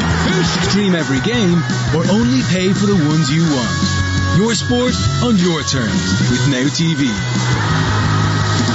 18 plus ROI only. Month passes sold separately and auto-renew. Minimum speed 2.5 megabits per second. Terms apply. Introducing Guardson Sport. Protect your sporting equipment from COVID-19 for up to 14 days with Guardson Sport disinfectant treatment. Ideal in team sport settings with the sharing of balls, rackets, gloves, helmets and all other sporting equipment. Guardson Sport kills COVID-19 on impact, keeping surfaces free from COVID-19 and other viruses and bacteria for up to 14 days by creating a protective polymer layer on application. For more information on Guardson Sport and other quality assured, certified and approved PPE, visit yourcovidprotection.com. Create the Premier League atmosphere at home with Harvey Norman, the home of the big screen. Feel like you're on the pitch with our stunning range of 4K smart LED and OLED TVs from LG, starting from just $449. Plus, hear every kick, save, tackle, decision with LG's best-in-class soundbars. Get TV ready for all the big games with Harvey Norman. Shop online today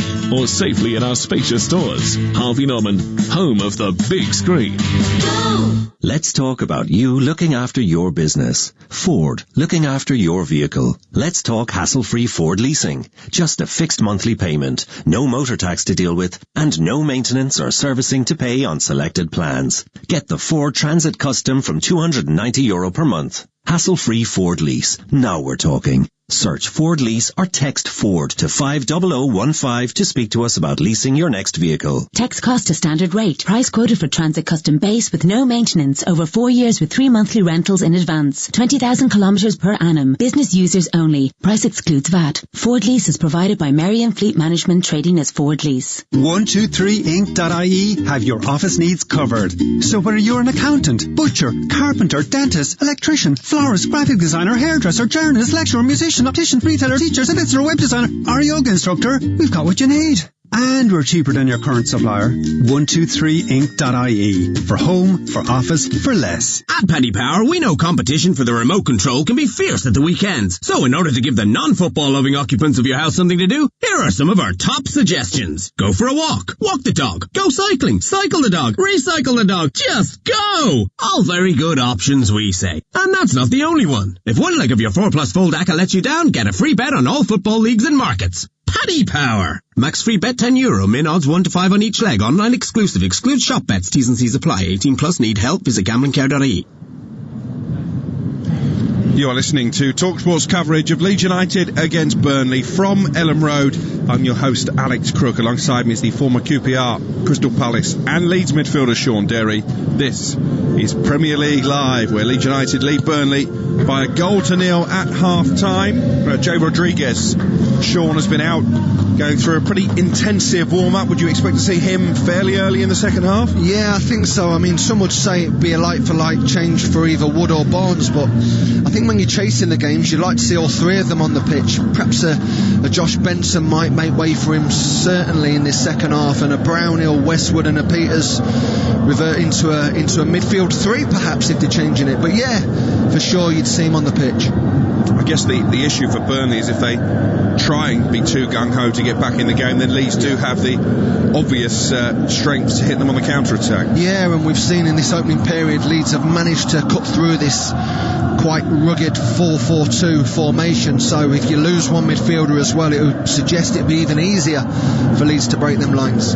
Two sets of players making their way back out onto the pitch. The Burnley players actually emerging from a concourse in one of the stands. Alex, do you know what intrigues me with obviously both teams going into their own changing rooms? Because obviously this Burnley team would have been perhaps using part of the stand of Elland Road, is where the referee changes, and I'm sure Sean Dyche and his coaching team would have wanted to say something about that decision in the first half, but because they divert into different parts of the stadium, you've not got that opportunity.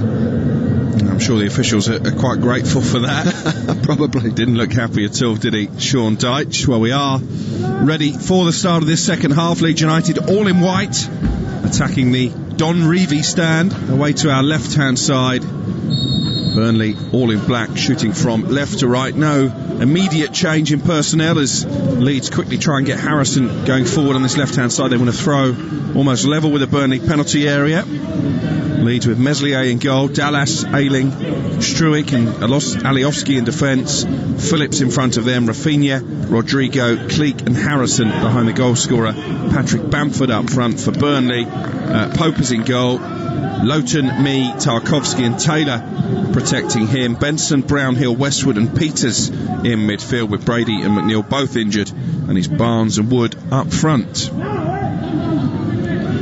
Long throw from Lowton, picking out Wood on the halfway line, and Wood manages to poke it through to Brownhill, one back by Leeds in the left back position, and Struijk does well to keep it in play actually, and then find Harrison, who can't get away from Benson, and it's chipped forward by Westwood.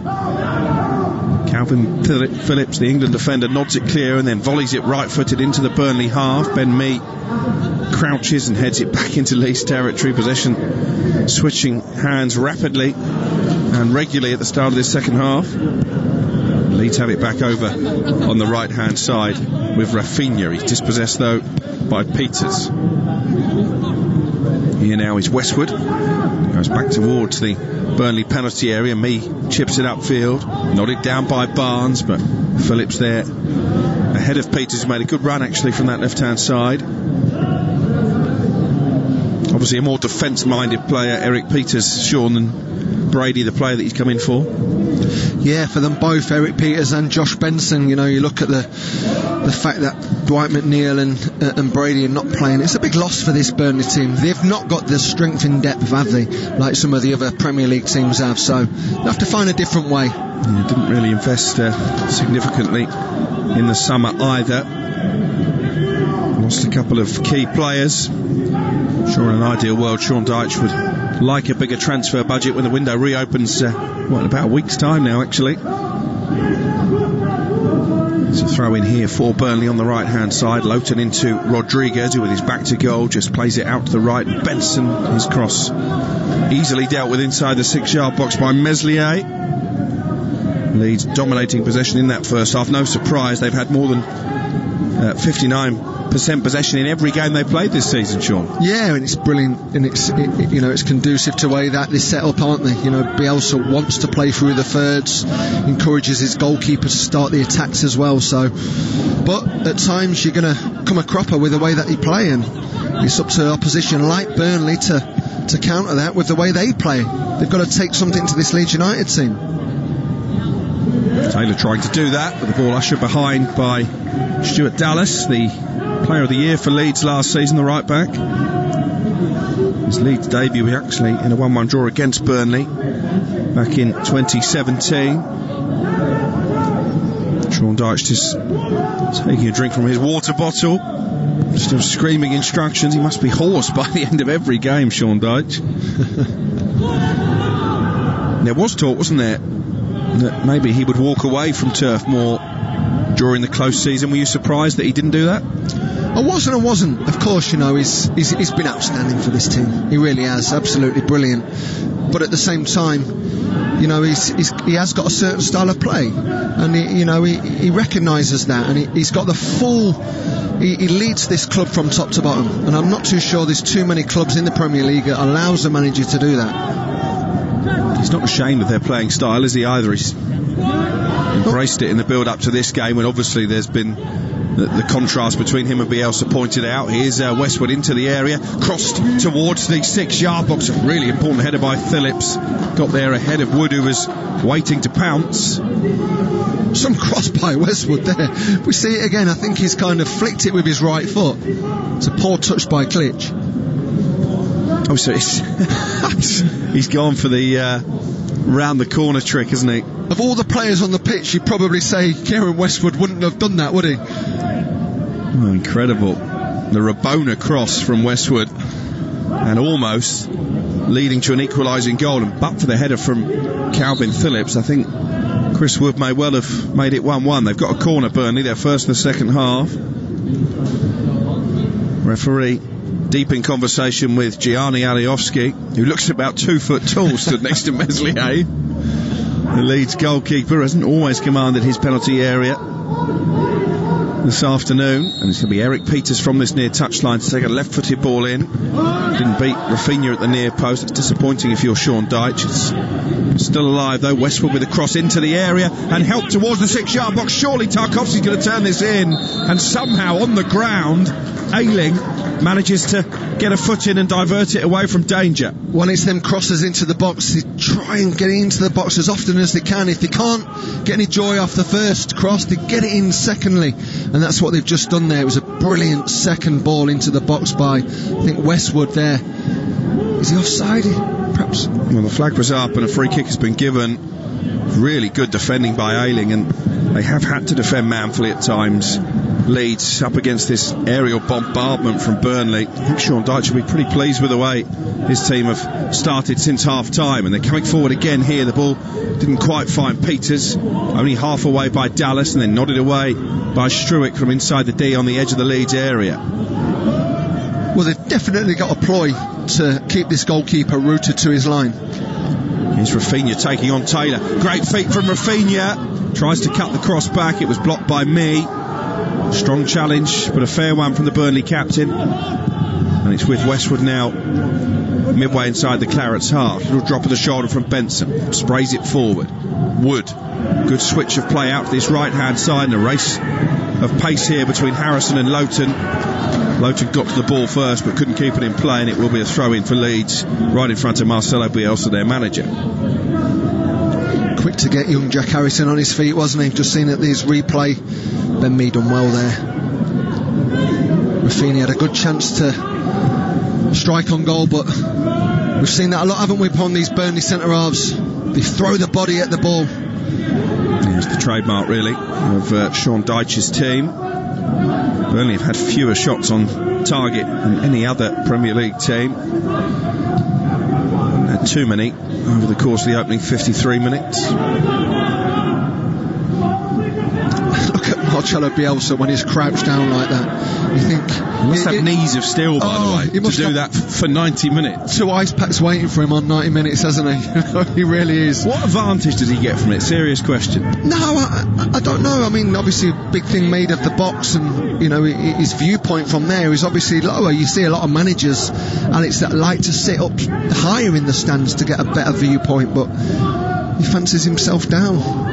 It's just Bielsa, isn't it, who's regularly spotted at various supermarkets in his Leeds tracksuit around the town. He is an extrovert character by nature. El Loco, as he's known, back in his homeland of Argentina. When he used to play for Neil Warnock, he was always going locally in his tracksuits. I'm not too sure it was anything other than to get a good deal from the restaurateurs. Here is Barnes in the area, deflected shot, headed away by a stooping Phillips. Burnley piling on the pressure early in the second half, and here's Lowton with a left-footed effort for a crowd of bodies.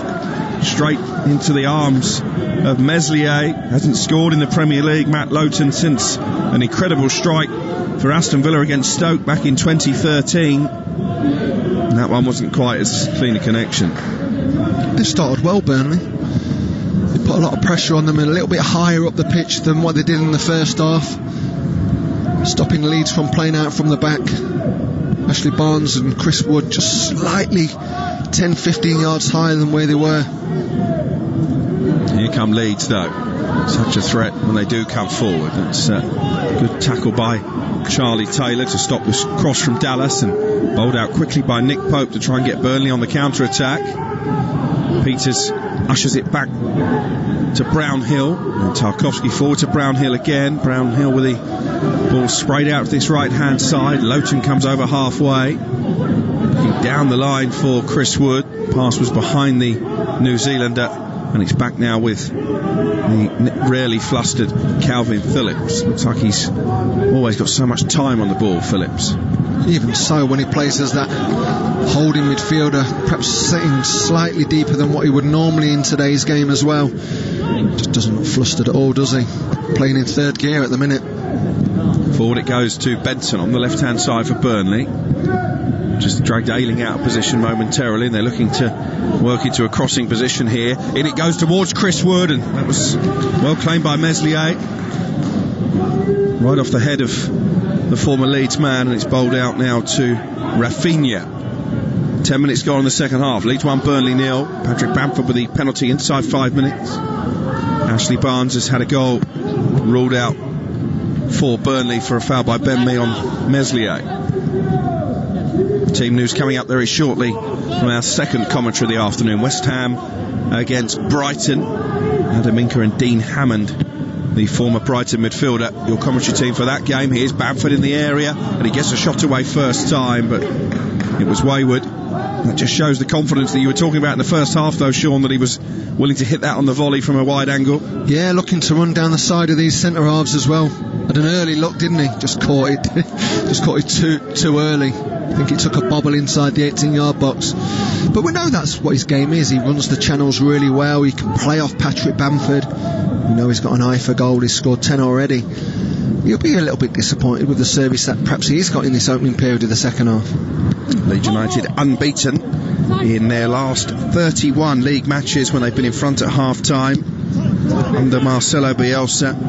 In contrast, Burnley do struggle to come from behind. There's a shot from the edge of the area from Brownhill. Is comfortably dealt with again by Meslier. Burnley have won only one of their last 26 when they've conceded the first goal, as they did with only 5 minutes played in this one.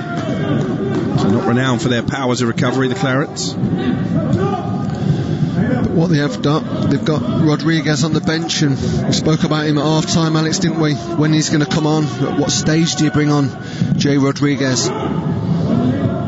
Rodriguez himself isn't exactly in a rich vein of goal-scoring form. None in his last 16 appearances for the former Southampton man. Of course, he was on the cusp of going to the World Cup in Brazil all those years ago when he was scoring pretty freely for Southampton. Picked up a serious knee injury. I don't think he's ever quite been the same player since then. Back at Burnley, his hometown club, Rodriguez, one of the options that Sean Dyche can call upon in this second half. And looking at the bench, they've not really got anybody else there who could come on and change the game from an attacking point of view, Sean. No, I think you're right. You know, you look at the bench for Leeds and they're predominantly all attacking players, give or take one or two, but it's polar opposite. I mean, Burnley brought 2 goalkeepers here this afternoon.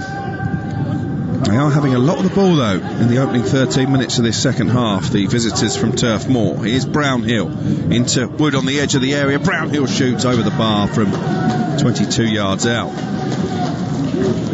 I think Bielsa might be a bit concerned, though, with the amount of room that Burnley are suddenly finding on the edge of the Leeds area. I just think it's the slowness of the build-up as well for Leeds. Normally they go through the thirds really quickly.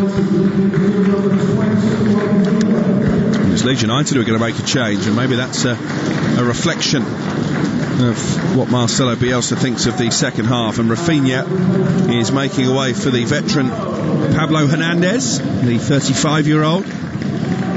Of course, played a big part in Leeds' rise into the Premier League last season. What do you make of that change, Sean? Well, he's not afraid to make changes, is he? Big calls as well. He made the call last week when he brought Calvin Phillips off. I feel a little bit for Rodrigo to a certain degree, because whenever he's got in and around the 18-yard box, he has looked quite dangerous in the way that he's tried to link, especially with Harrison. But he's seen something, you know, he watches the game from a different set of eyes to most people, doesn't he, Bielsa? So, I mean, we know Hernandez, especially in the Championship, he was phenomenal. Hasn't scored since July. Pablo brought on here really just to try and give Leeds a foothold back into the game and try and get them back on the ball. We've said it before, this pitch is horrendous. I've watched it now, you know, we've watched the game for the best part of an hour. The bobbles that is, you know, it's not good. It's a terrible pitch, Elland Road. Which, as you say, in the modern game in 2020, very unusual at all levels of. Absolutely. I mean, I know there's the huge stand there, obviously that stops a lot of the sunlight there, but pitches are a lot better in the Premier League. I mean, this is a League One pitch. It's terrible. Hour gone. Leeds 1, Burnley 0. You're listening to Premier League Live. Alex Crook and Sean Derry talking you through the action here at Elland Road as Benson comes forward for Burnley with purpose. Miscontrolled by Barnes. Falls kindly for Brownhill. 15 yards outside the area. Westwood recycles it out to the right hand side and Lowton then plays it into the area. Barnes looking to turn. Brownhill again in space. Westwood with a chance to cross. Woods made a good run to the far post. He couldn't quite get on the end of it. And there was a really important touch in there, I think, again from Phillips. And it's going to be a corner for Burnley. Best passage there for Burnley. Linked really well with the centre forwards. See Wood just pulling on the back stick. And that's a great header by Calvin Phillips. He's made a couple of crucial interventions, Calvin Phillips. The referee has blown here, I think, for a foul following the corner, Sean. Yeah, they're looking to block this young goalie Meslier. I think it's Barnes who's just sat on his toes, stopping him from coming out. A lot of the balls are going in and around that 6-yard box, but perhaps Barnes there was a little bit too vicious to the goalkeeper. Now, team news is in from our second commentary. West Ham against Brighton. One change for West Ham as Burnley come forward here with Westwood just on the corner of the area. In comes the cross from Tarkowski. It's a high one into the air, and again Wood trying to block off the goalkeeper, who punches it not very convincingly away. Peters trying to keep it alive for Burnley, who are really the aggressors in this second half. The team on the front foot, and it comes towards Peters. Can't keep it in play, and it's going to be a goal kick. Back to that team news. Mikel Antonio not in the squad for West Ham, despite returning to training this week following a hamstring injury. Right back Ben Johnson makes his first Premier League start of the season. Pablo Fornals makes way, so looks like a possible change in formation for West Ham. As for Brighton, 2 alterations from the side that drew 1-1 with Sheffield United this time last week. Dan Burn and Danny Welbeck come into the team. Joel Veltman drops to the bench. Aaron Connolly not in the squad. Graham Potter still just scratching around for the perfect team for Brighton, or his best team anyway. Phillips heads it away for Leeds here. 1-0 they lead with 63 gone. A reminder, commentary from London Stadium with Adam Inca and Dean Hammond coming up as soon as we're finished here. Meslier with a slice clearance under pressure from Chris Wood. Burnley have a throw now on this near side. He looks a bit harassed, doesn't he, Meslier? Yeah, the pressing triggers from Burnley, they've improved dramatically in this second half. Slightly too deep, allowing Leeds to build from the back in the first. But it's changed. I think they've had something like 2 clear chances on goal just by pressing the goalkeeper. Here's Barnes dropping deep into midfield, finding Peters. Peters spotted the right pass to his left and Taylor, but couldn't quite execute it well enough. Here's Westwood forward to Barnes, who's turning. Wood trying to bulldoze his way through. Out it goes to the right hand side again. Benson with a chance to cross. He's got Lowton coming forward in support as well. Goes back instead infield for Brownhill. And now Benson. Burnley trying to pass their way through this Leeds team, but finally it's collected by Meslier inside the 18-yard box. 1-0 it remains. First time we've seen Burnley really overplay. We don't see that a lot about Burnley, do we, in and around the 18-yard box. Normally it just goes in, it comes in at every opportunity. They just tried linking too often there. They've only scored 8 Premier League goals this season, Burnley. That's their lowest since a club record low of 6 after 13 games back in the 1970-71 season. And despite all the possession they've had in this second half, haven't really posed too many questions of Meslier in this Leeds defence. Just seems to be coming up short in the final third. They haven't really got that creator, have they, on the pitch, Burnley? They've not had a creator on the pitch for a long time. In recent seasons, it's always been, you know, they work really well in straight lines. Very honest. All 11 players that pull on the shirt for Burnley. You know, from a managerial perspective, of course, you're always hoping for a little bit more, but this team are giving Sean Dyche everything. And they've played really well in the first 20 minutes of the second half. They have more possession, 54% of the ball than Leeds, which doesn't happen, well, at all, actually, this season for the home team. And here's Taylor down the left-hand side. He's left Raphinha on his backside. Taylor's cross couldn't beat the first man. That will be frustrating because he had plenty of room there. And it's cleared upfield by Pablo Hernandez, having just come on. Here is Hernandez in the right-back position, the Spaniard. He'll drop of the shoulder to get away from Taylor. He's got some space now inside the Leeds half and guides it out to this left-hand side in Alioski. Now Raphinha with room to turn. This is better from Leeds. Hernandez, forward it goes to Klich, who slides in and keeps possession. Now Alioski. Chance for Harrison to get across into the area. And it's guided clear by Tarkowski. Only as far as Dallas, who shoots left-footed over the bar, but just about Leeds' best attack of the second half, Sean. Yeah, first time, isn't it? It's took them a good while to get out of their defensive third. Nice build-up play. Hernandez just jumped into that forward position. He's sat really deep. I thought Bielsa would make another change. You know, he's not happy with what he's seen in this second half. And Shackleton, it looks like he's coming on the pitch. Yeah, second change inside the first quarter, or first half of this second half, and it's Klich who is replaced by Jamie Shackleton, the local boy.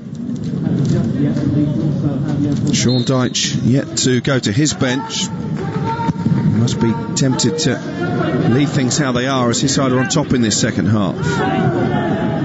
Ashley Barnes trying to keep possession midway inside Leeds territory, out-muscled by Pascal Struijk. Down the left-hand side now is Alioski into Pablo Hernandez, plays it through the legs of Brownhill. He was clipped by Brownhill, so it's a free kick for Leeds, just on the edge of the centre circle, but inside the Burnley half. I think Bielsa's looking for a little bit more energy from his midfielders. Just seemed to be one paced in this second half. That's why they brought, obviously, Rodrigo and Klich off there. They're slightly disappointing Leeds United at this moment in time.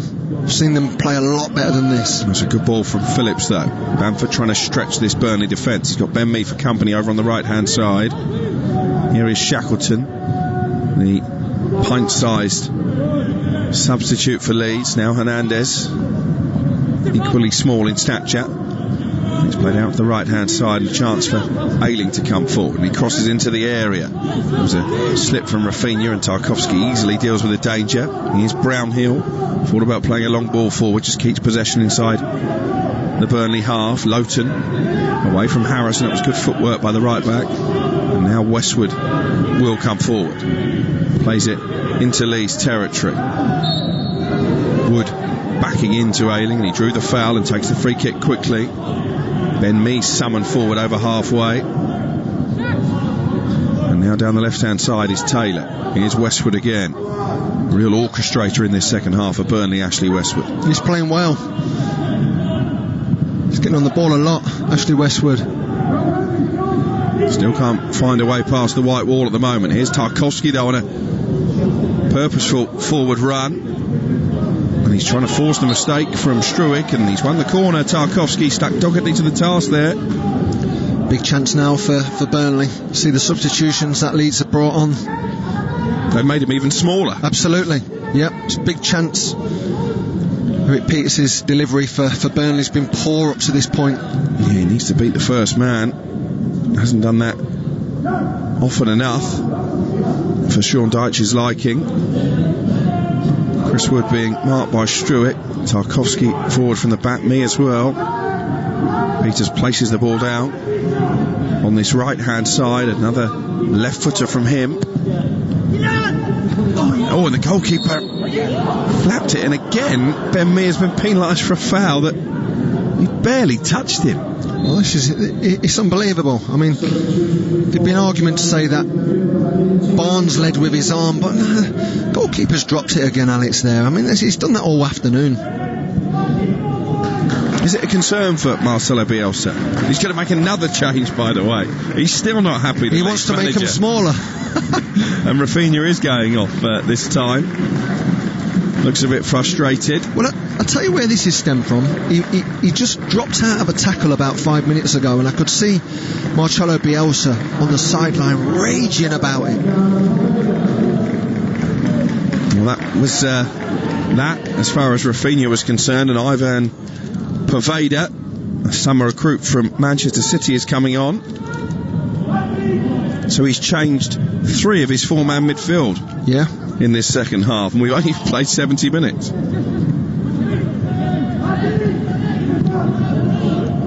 I think that's a reflection on how well Burnley have manipulated the ball as much as anything else, as Vydra ushers it back to Phillips, his first touch since coming on. According to my notes, he's 6'3", Vydra. I'm not sure he is. Must be his bigger brother. I think Wikipedia might be wrong there. Here's Ben Mee. Forward it goes over the head of Barnes, and then a stooping header clear by Struijk, and this is Leeds on the counter now. They've got 4 white shirts forward, 4 against 3. Hernandez leads the charge into the area, and he tries to guide it towards the bottom corner, and Nick Pope has made a really good save down low to his left to palm that behind. Well, it was the first breakaway that we've seen this Leeds United team had in the second half. Started off with an acrobatic defensive kick away from Alioski, but look at the support by these white shirts. Look how quickly they get around Hernandez. Great save in the end by Pope. Good effort from Hernandez, looking for his first goal since July. Nick Pope equal to the task, but Leeds do have a corner, and at least that alleviates some of the pressure that had been building on their penalty area. Harrison with the corner from the right hand side, left footed, away by Ben Mee. Had a big shout from the goalkeeper Pope there to his captain, and Alioski content to let the ball trickle out of play for a throw on this near touchline. 1-0 Leeds with 18 minutes to go. It seems a long time ago now that Patrick Bamford slotted them in front from the penalty spot. Bamford having been upended by Nick Pope.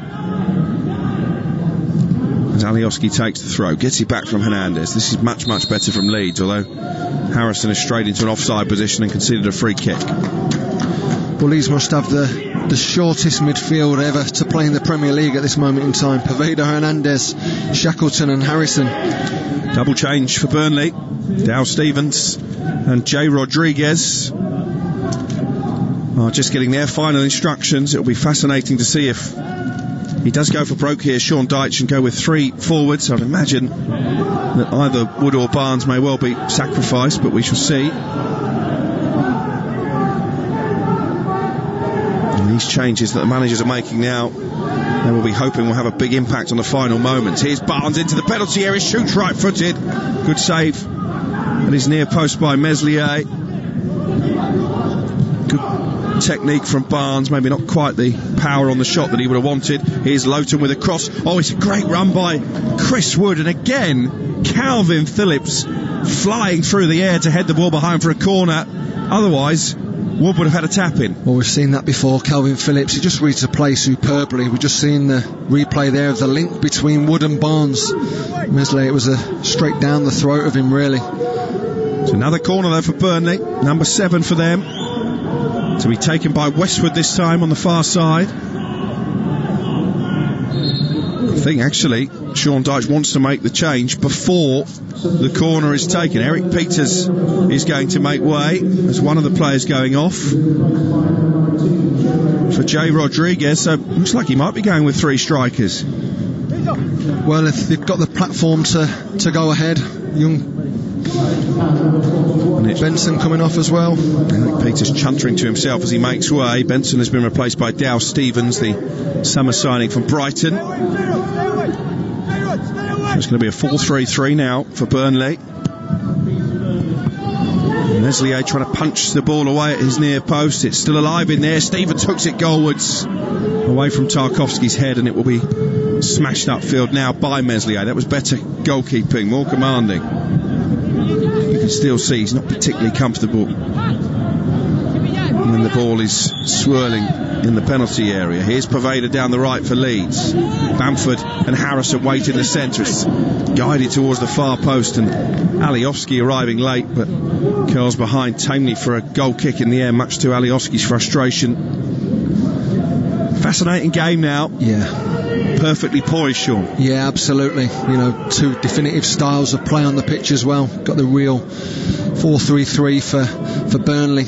Really direct, trying to play into the front three, and you've got to play through the thirds if you're a Leeds United team as well. There's no height, there's no aggression on the pitch, but there's a lot of creativity. So let's see what delivers the last 15 minutes.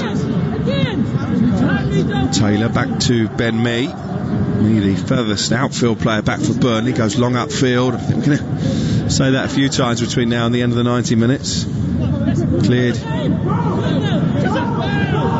as far as Tarkowski inside the centre circle. Comes Tarkowski over halfway for Burnley. He's comfortable with the ball at his feet. Tarkowski, and it's a good ball forward to Brownhill. Brownhill's cross into the right area along the 6-yard line, but nobody in black can attack it. It should be cleared away now by Leeds. It's a great ball by Brownhill, he really is.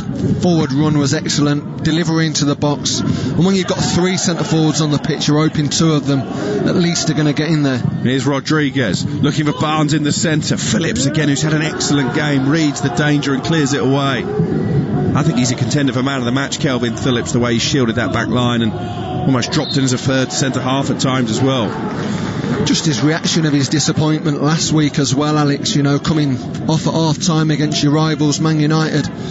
He's been outstanding this afternoon. I think it's been key as well, just from a technical point of view for Marcelo Bielsa. Recognised there'd be a lot of defending needed to take place and put that extra body, which has been Calvin Phillips. He's been brilliant.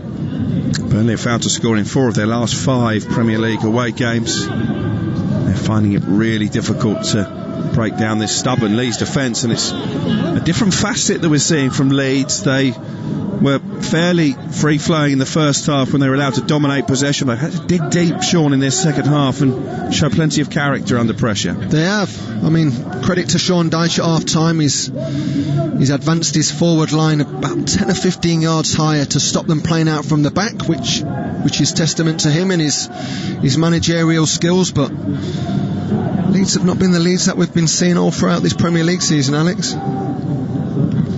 Well, sometimes in any league you need to win ugly. I think that would be a term that certainly applies to this Leeds performance. Here's Alioski though, trying to play it forward to Harrison. Ricochets kindly to Dallas on the left hand side. Dallas into Alioski, 5 yards outside the penalty area. Phillips has come forward and tries to float the pass out to Vydra, watched by Taylor, and here come Burnley with Westwood down the left hand side, forward to Chris Wood.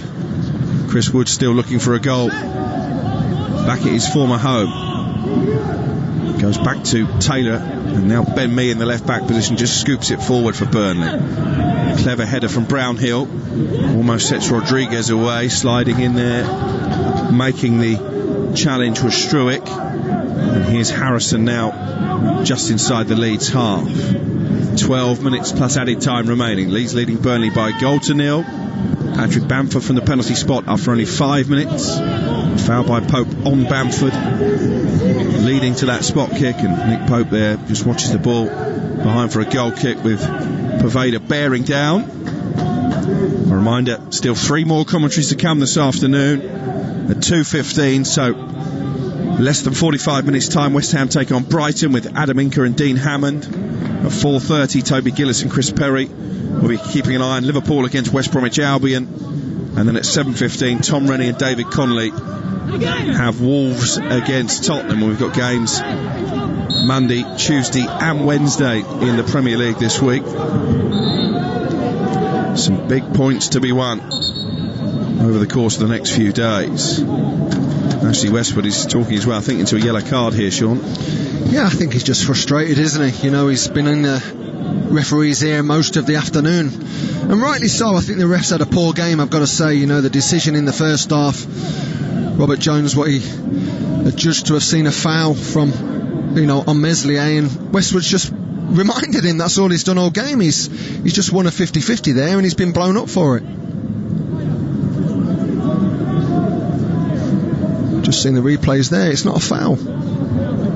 Yeah, I think Burnley do feel that they haven't necessarily had the rub of the decisions, but they're still in this game at 1-0 down, and having conceded after 5 minutes, they could have feared the worst, Sean, but they've battled gamely, as you would expect from a Sean Dyche team. Yeah, without a doubt. You know, they've been very resilient in this second half. They've played their game plan to the T. They've come out and they've attacked this Leeds United team in the right area. Got to take some gambles, just like we're seeing now. It's Hernandez out to the right hand side. Vydra just inside the area. Back to Hernandez. Can he cut the cross back from Bamford? Really good defending by Tarkowski on his knees. Just poked it away from danger, with Bamford waiting to pounce and claim his second goal. Well, that's what happens when you play this 4-3-3. You know, the space is in the wide areas. I mean, a great little run by Vydra and a lovely little underlap by Hernandez. Would you want a season ticket at Turf Moor, Sean? No, because I'd like to go and watch other teams, preferably instead of Burnley. But, you know, you've got to take a lot out of, you know, the positives of this Burnley display. I mean, if you're looking for a team that really fights for each other, I don't think there's a better team in the Premier League. You know, they all understand and they follow the game plan. And like I say, Sean Dyche makes no apologies for the way that he sets his team up. Any politician would be proud of that answer from Sean Derry. Forward it goes from Ben Mee, looking for Rodriguez, having recently come on, cleared by Leeds, and Hernandez looking for Bamford, didn't reach him, and Charlie Taylor plays it forward with the left instep. Rodriguez trying to put Struijk under pressure, he heads it out of play, and it's going to be a Burnley throw. 9 minutes remaining, Leeds 1, Burnley 0. Really determined second half showing from Burnley, but at the moment this Leeds defence has conceded goals for fun over the season so far, holding firm. Tarkowski, route one again. Barnes into the area, maybe a chance for Westwood, hooks it towards the far post. Rodriguez from 4 yards out hammers it over the crossbar. It was a really well worked move from Burnley, and Sean Dyche will be frustrated that they haven't managed to at least work the goalkeeper Meslier. Well, Ashley Barnes, he was excellent there, wasn't he? Hold up play was brilliant, found the forward pass, and it didn't really set up right, did it, for Westwood? I think he was hoping it would have just dropped onto his right foot for a strike on goal, but poor at the end of it by J. Rodriguez. You're hoping he's going to at least challenge the goalkeeper into making a save. Clever again with the way that Westwood peeled off to the far post. He has been Burnley's attacking inspiration really in this second half, which has less than 8 minutes remaining. Burnley have only lost one of their last 7 in the Premier League. They arrived at Elland Road on a rich vein of form, but in the moment that run is going to be halted, and it will be a result that leaves Sean Dyche's team looking anxiously over their shoulders. Only 2 points clear of the relegation zone with a game in hand, but that game in hand is against Manchester United. Leeds 9 points clear of 18th place Fulham as it stands, but having to defend again here. And look at the number of Burnley players forward, all given away by Lowton to Harrison, and maybe Leeds can counter. Harrison out to the right hand side, and Dallas, plenty of white shirts ahead of him. Dallas into Vydra. Vydra just slows the game down, I'm not sure why. And the momentum, Sean, has gone from the Leeds. Yeah, and how many times have we seen Leeds break away with a lot of pace? I mean, you're right, Vydra just slowed it down. Here's Harrison though, and Bamford's made a good run. Harrison can't find him, Ben Mee saw to that, and it will be punted forward by Lowton out to the left.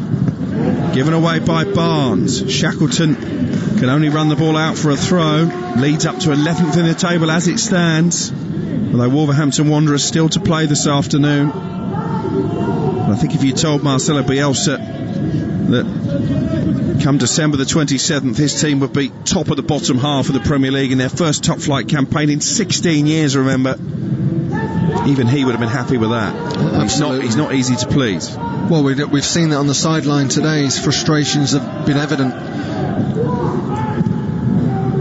5 wins from their 14 matches coming into this one, looking to make it 6 from 15 leads. They have 7 minutes to see out this 1-0 lead, but it's given away cheaply by Hernandez inside his own half. Stevens forward to Wood, who in turn has passed it straight to Hernandez. Neither side at the moment look capable of keeping the ball for any prolonged period. Burnley have it back with Tarkowski on halfway. Chips it forward. Phillips is, or Ayling this time, who heads it away. Rodriguez brings it down. Here's Brownhill into the penalty area. Out to Chris Wood. Wood's cross towards the far post. There's Phillips again to nod it clear, and then there's a coming together in the area between Alioski and Westwood. Rodriguez meanwhile has let the ball run out for a corner. Westwood wanted a penalty. It's just been that final ball for Burnley. They've worked it really well in and around the 18-yard box. Just that lack of spark, that lack of creativity, just letting this team down. Corner to be taken by Westwood from the right-hand side. Peters having been taken off in this second half. Right-footed ball in. Meslier slaps it into the ground, and it's stabbed away by Hernandez, and Poveda dispossessed by a combination of Taylor and Lowton, the two fullbacks. Taylor bursting down the left-hand side. He's away from Poveda. He's got a chance to cross here low into the area. Could only find Luke Ayling. Time running out for Burnley, Sean. Yeah, absolutely. Another great opportunity to get something out of a set play, and they've just not looked like the Burnley that we know, have they? They've not got too many first contacts on them balls into the box. When Peters was on the pitch, his delivery was poor. And once again there, we've just seen the young goalkeeper Meslier flapping at a ball into the 6-yard box. Here's Stevens though. Can pick a pass. Slides it forward to Westwood. Taylor again trying to get the wrong side of Poveda. Just held up by the Leeds substitute, but still Burnley have it with Stevens. Now Tarkowski forward from the back. We know where this is going to go. Oh, Tarkowski's away from Hernandez, and he slides it into Barnes. Barnes' shot, good save, Meslier.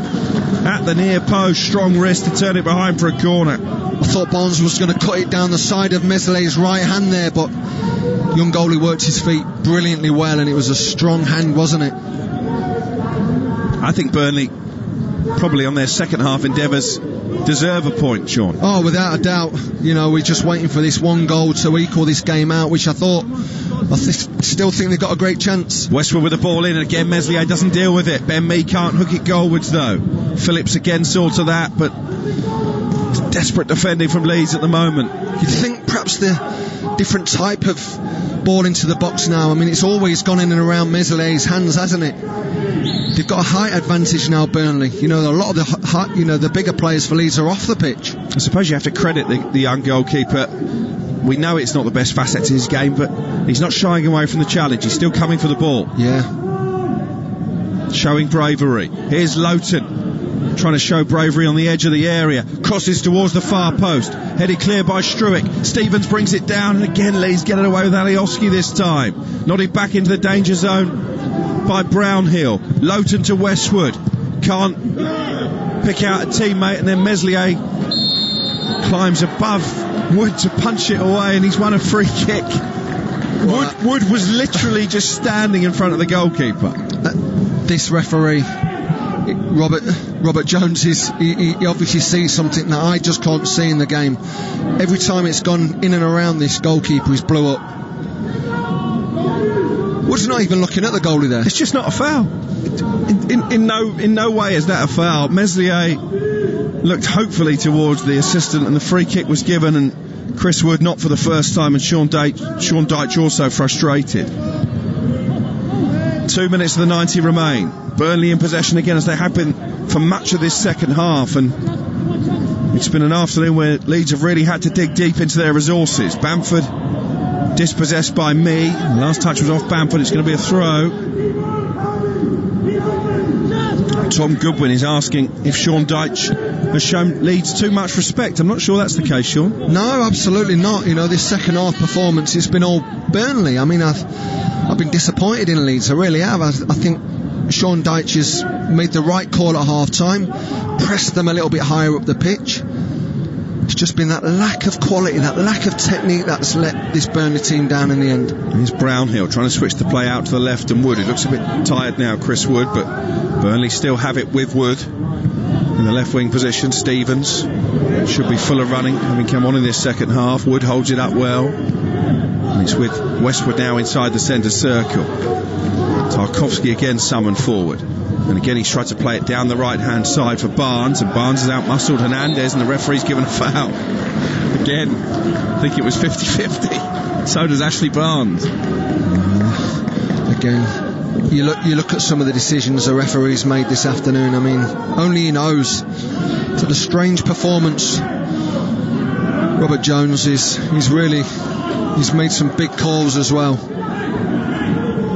I just think the big problem in the Premier League is not necessarily VAR and the technology. It's that the people using the technology and making the decisions don't understand the game. The standard of refereeing, I think, in the Premier League has rarely been as poor as it is now.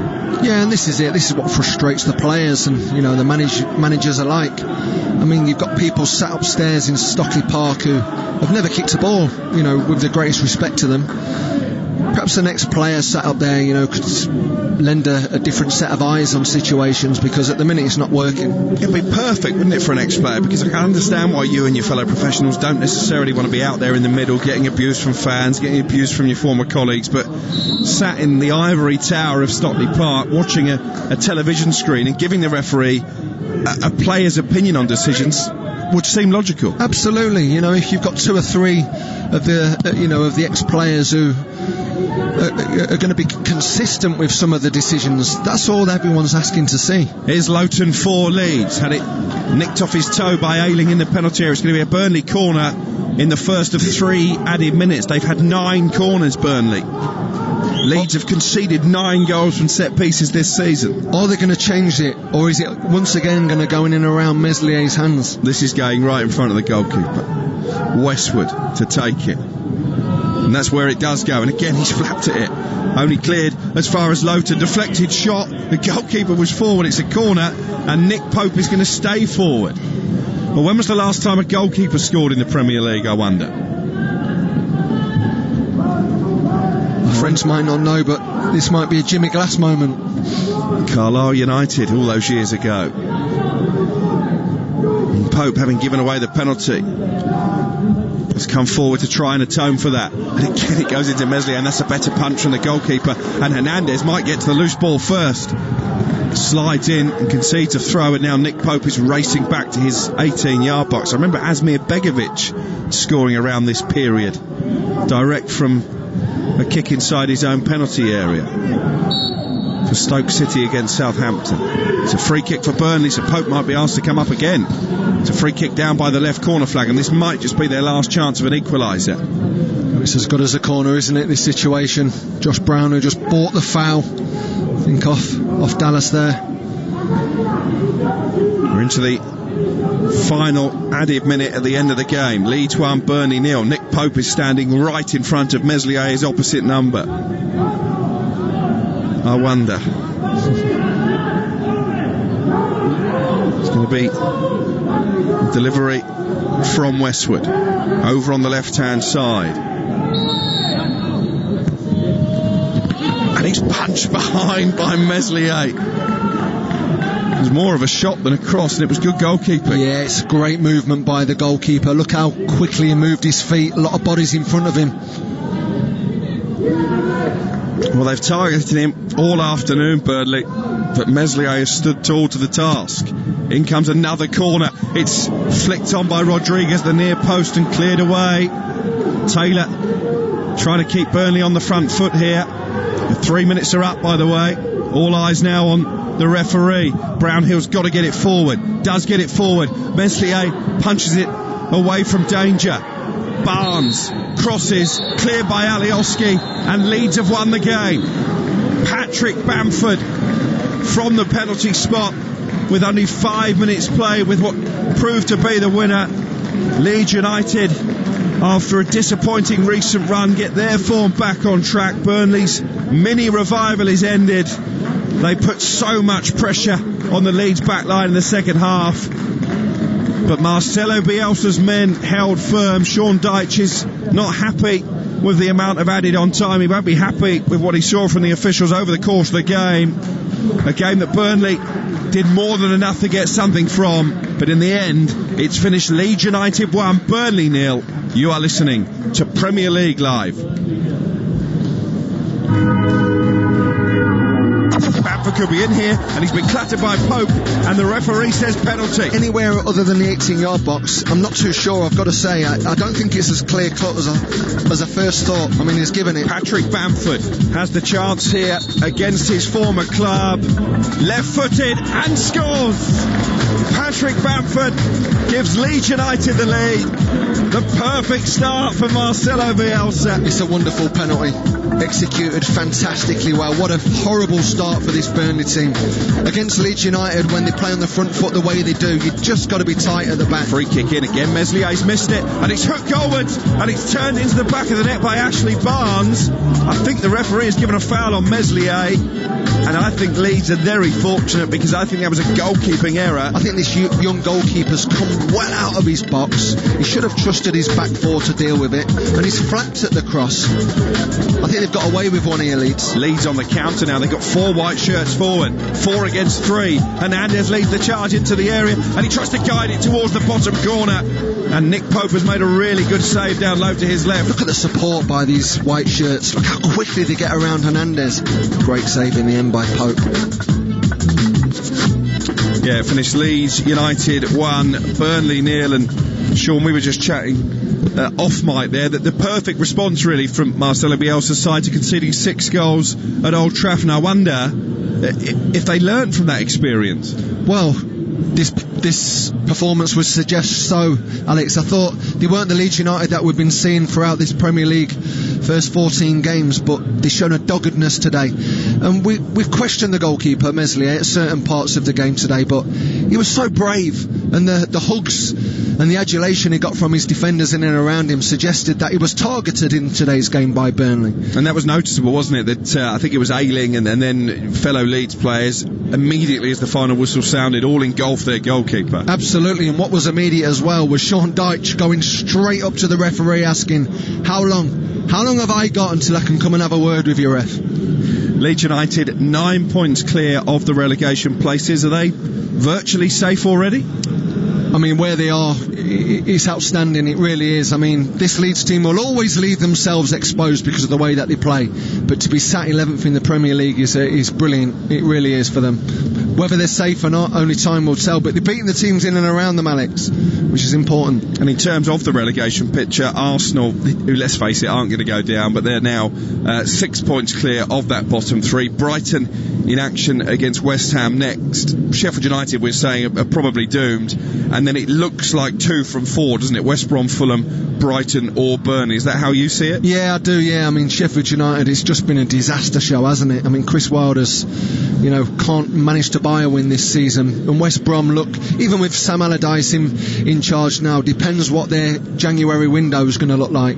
But I do think it's going to be out of Fulham and Brighton and Burnley. Well, we mentioned Brighton there. They're in action against West Ham. Kick-off in little over 20 minutes away. Let's hear from their manager, Graham Potter, who says every game is tough and doesn't understand why this fixture has been deemed as vital for the Seagulls. It seems we go from week to week to games being vital and incredibly important, and that's just the language that surrounds the games. All the games are vital, all the games are important. That's the truth. We're in the toughest league in the world, and we're fighting for every single point. So when you have that narrative, then clearly every game is vital and every game is important, and we want to approach the game in that manner. He always conducts himself, Sean, in the same manner, Graham Potter. Win or lose, he doesn't get too high after a victory, he doesn't get too low after a defeat. But as a football fan, I think sometimes Brighton supporters might just want him to be a bit more animated and say, actually, this is a really important game because we're in a rut at the moment. We need to get out of it. I think he knows that as well, though, Alex. You know, I think there's a way of speaking to the press and then another way of speaking to your players, and he'll be definitely right, you know, riling his own team up this afternoon. It's a massive game for Brighton, no doubts about it. And West Ham, in contrast, sitting pretty in the table at the moment, and David Moyes says he hopes to keep building momentum heading into a new year. Well, we're always looking to make improvements, and obviously we don't like losing, that's for sure, but we'll continue trying to make progress. Here at West Ham, I think we've had a really good year. When you think that we took over, we were in the bottom three, we came out of lockdown, we had to win the games, we've then had to start the new season again and trying to sort of get better than we were, and I think we've shown that we are that at the start of this season. So I'm hoping that we can continue and keep being positive, keep trying to play well. We've given a lot of the big teams a run for their money in some of the games, and then go the next stage and start beating them in the coming months. Yeah, West Ham would be up to within 3 points of the Champions League places with a win. Sean Derry, and David Moyes, as he pointed out himself, has done a terrific job since coming in. He has, and I think, you know, those on the inside that know the problems of that football club, do you know what he's done? He's just stopped the noise. And I think as a manager, for you to progress and look to push the club forward, you've got to do that straight away. And where they are at this moment in time in the top 10 is testament to his managerial skills, I think. Yeah, no Mikel Antonio, though, remember, for the Hammers this afternoon. Kick-off coming up very shortly from London Stadium. My thanks to Sean Derry for his expert analysis this afternoon. We've watched Leeds United beat Burnley by 1-0. Patrick Bamford into double figures for the season. Not many people predicted that at the start of the campaign, and Leeds putting clear daylight between them and the bottom three. 3 more matches still to come. Liverpool against West Brom at 4:30, Wolves Tottenham at 7:15. West Ham Brighton is up next. You're listening to Premier League Live.